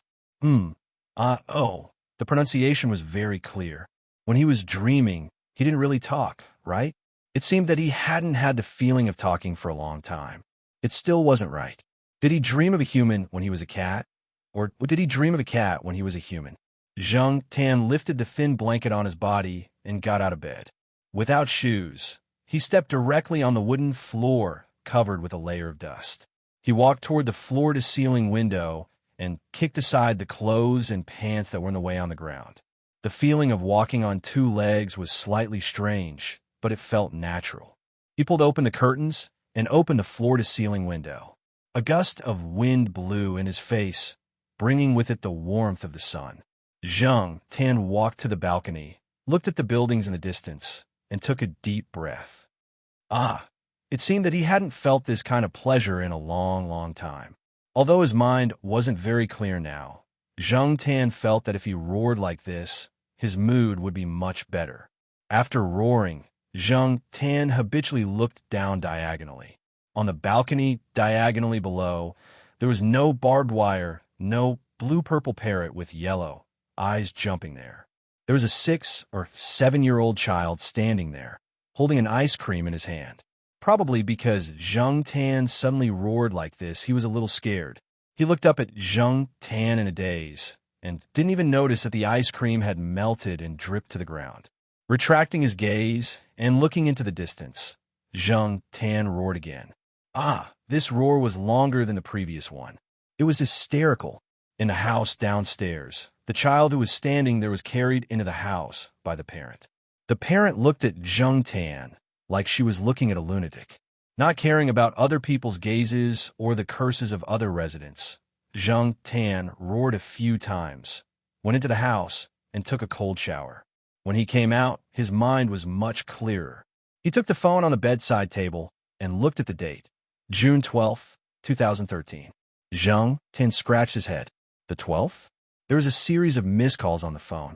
The caller's name was a little familiar, but Zheng Tan didn't care. He looked at the time of the calls. The earliest call was from the 8th. Ignoring the missed calls, Zheng Tan was still confused. Was the cat real or the person real? If it was a dream, then it was too real. Didn't people say that after a dream, they would forget it when they woke up. He opened the Weibo app on the phone and logged in automatically, but it was not the Zheng Tan account in his memory. He logged out, logged in again, and entered the new account password. After a while, he was logged in. That arrogant black cat avatar was the same as in his memory. Those Weibo posts, including the school bus game incident, the argument about the end of the world, all matched up. If the dream was real, Zheng Tan searched a few more keywords, such as a movie about a black cat, a documentary, a pet center, and a professor named Jiao. They were all exactly the same as in his memory. On the small phone screen, there were many familiar pictures, and each of them overlapped with his memory. Zheng Tan had a headache just looking at them. What the F***CK is going on? Throwing the phone aside, Zheng Tan thought hard, trying to figure out the reason. In the end, his stomach couldn't take it anymore, so he went downstairs and found the nearest restaurant to eat.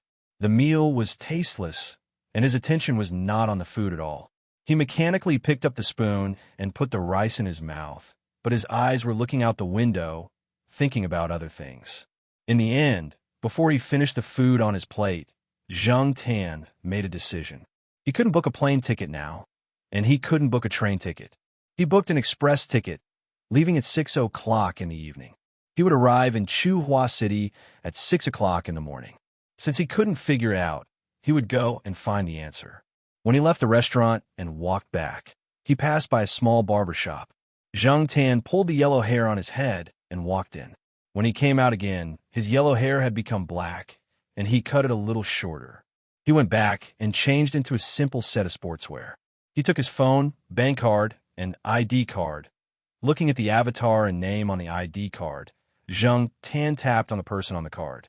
He put the card in his wallet, took some change, and went to the bus station. At 6 o'clock the next morning, Zheng Tan walked out of the bus station. He didn't call for a taxi. Instead, he walked to the bus stop. He looked at the bus stop outside the bus stop and looked at the bus route. There were many familiar bus stop names. After waiting for the bus, he found a seat by the window and sat down. As the bus moved, he looked at the streets and buildings outside. The Dragon Boat Festival had just passed, and many stores still had billboards about the festival. At this time, there were many people going to work. At the crossroads where traffic was easy to get stuck, private cars and buses were lined up in long lines. The temperature outside was a little high, and the sound of car horns and people shouting filled the streets.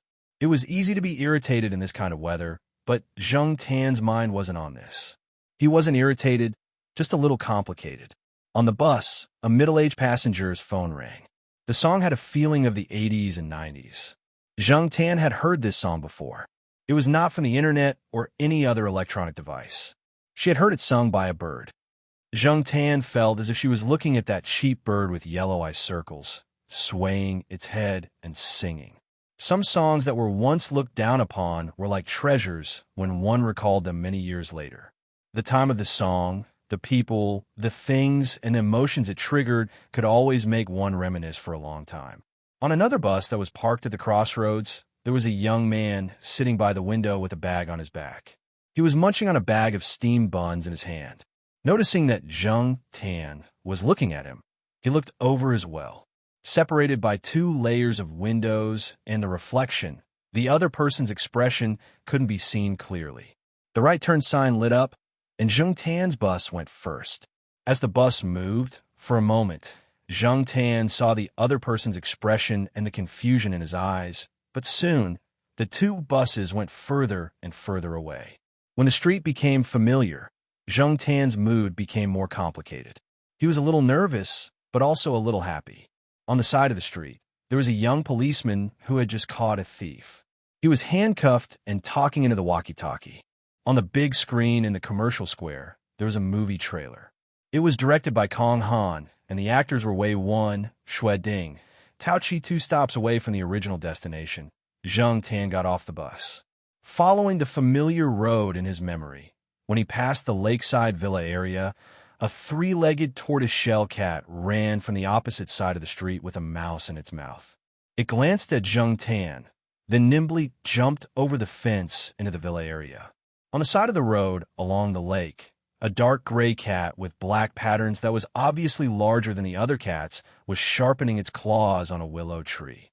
Without making a sound, Zheng Tan continued to walk forward. When he passed by the affiliated hospital and a small grocery store, Zheng Tan looked over. The store manager with a mean face sat behind the counter with a cigarette in his mouth and ordered the employees to move the goods. A white cat sat on the shelf and looked at the passers-by with sharp eyes. Entering from the side door at the edge of the Tsinghua University campus, Zheng Tan walked along the wall. Next to a tall tree, on the inconspicuous wall, lines of crooked pencil-written words entered his eyes. Black charcoal. Zheng was here December 12, 2009, September 9, 2010, February 28, 2011. There was an abstract sun at the end. Zheng Tan raised his finger and touched the words. There was some black pencil on his finger. Twiddling her fingers, Zheng Tan walked along the small path beside her. She walked past the small forest, past the old tile-roofed house, the familiar houses, the familiar lawn, the small path that she could recognize even with her eyes closed, and the courtyard. The east courtyard's guard uncle had sharp eyes. He immediately saw Zheng Tan's face among the people entering and exiting the courtyard. "Hey, you, who are you looking for?" The guard uncle leaned out of the window and pointed at Zheng Tan. "I'm looking for Professor Jiao, who lives on the 5th floor of Building B," Zheng Tan said as he walked over. "Oh, Professor Jiao's house? He's not here. He should be at the Institute of Biological Sciences, but his cat went missing a few days ago. The whole family is looking for it like crazy." "Young man, do you have any clues about his cat?" "It's a pure black cat. It's so big. It's called black charcoal. Have you seen it before?" The guard uncle asked anxiously. "I've seen it before." After a pause, Zheng Tan added, "It's a very handsome cat." Hearing Zheng Tan's answer, the light of hope in the guard uncle's eyes dimmed again. He didn't say anything else and waved his hand, indicating that Zheng Tan could go in. Taking a deep breath, Zheng Tan stepped in. A middle-aged woman carrying a basket of vegetables in and out glanced at Zheng Tan. She was probably guessing Zheng Tan's background in her heart. Near the courtyard's entrance, on a bench under the shade of a tree, Old Man Li and Old Man Yen were chatting with Little Flower and Niu Zhuangzhuang. The two old men only glanced at Zheng Tan and didn't look at him again. Instead, Little Flower and Niu Zhuangzhuang's eyes followed Zheng Tan's movements. Niu Zhuangzhuang's small triangular eyes didn't have its usual fierceness. Wanning led Sahara out, and when he passed by Zheng Tan, Sahara bit at Zheng Tan's feet at lightning speed. That speed was completely different from the way he usually pretended to be weak. It didn't use much strength, so it wouldn't bite his foot. However, the bite wasn't light either. It left a few deep teeth marks and saliva on Zheng Tan's sneakers. Wanning didn't expect Sahara, who usually didn't bite, to suddenly do that. She quickly apologized to Zheng Tan and offered compensation. Zheng Tan smiled and refused. When Wanning scolded Sahara and left, Sahara turned back to look at Zheng Tan. Its eyes were slightly provocative, and its tail was wagging proudly. Zheng Tan glared at it. "Sahara, just you wait. I promise I won't beat you to death." When he arrived at Block B, Zheng Tan's heart was beating faster. He was thinking about whether to press the door number on the door or call for someone. At this time, the old lady on the 1st floor brought the fat dragon, Li Cat, to the balcony. When she saw Zheng Tan, the old lady asked Zheng Tan curiously who he was looking for. She also asked Zheng Tan if he had seen a black cat. After Zheng Tan answered, the old lady's face was full of regret. "His family isn't home. You can go to the Institute of Biological Sciences to look for Teacher Jiao. Pomelo should be there too. It's a pity about black charcoal. The Jiao family is crying because of him. That kid Jiao Yuan even came back last night. Xiaogu's eyes were still red when he went to work today. Sigh, what kind of situation is this?" The old lady lamented, but Depang stared at Zheng Tan. Zheng Tan reached out his hand. Depang looked at the old lady and walked over. "Eh." The old lady was surprised.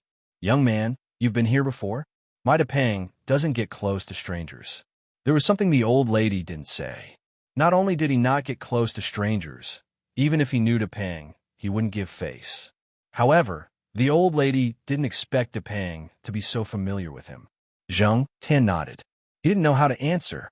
He scratched Depang's chin and stood up to say to the old lady, "Then I'll go look for Teacher Jiao. You go do what you need to do." Even though the old lady was confused, she didn't ask.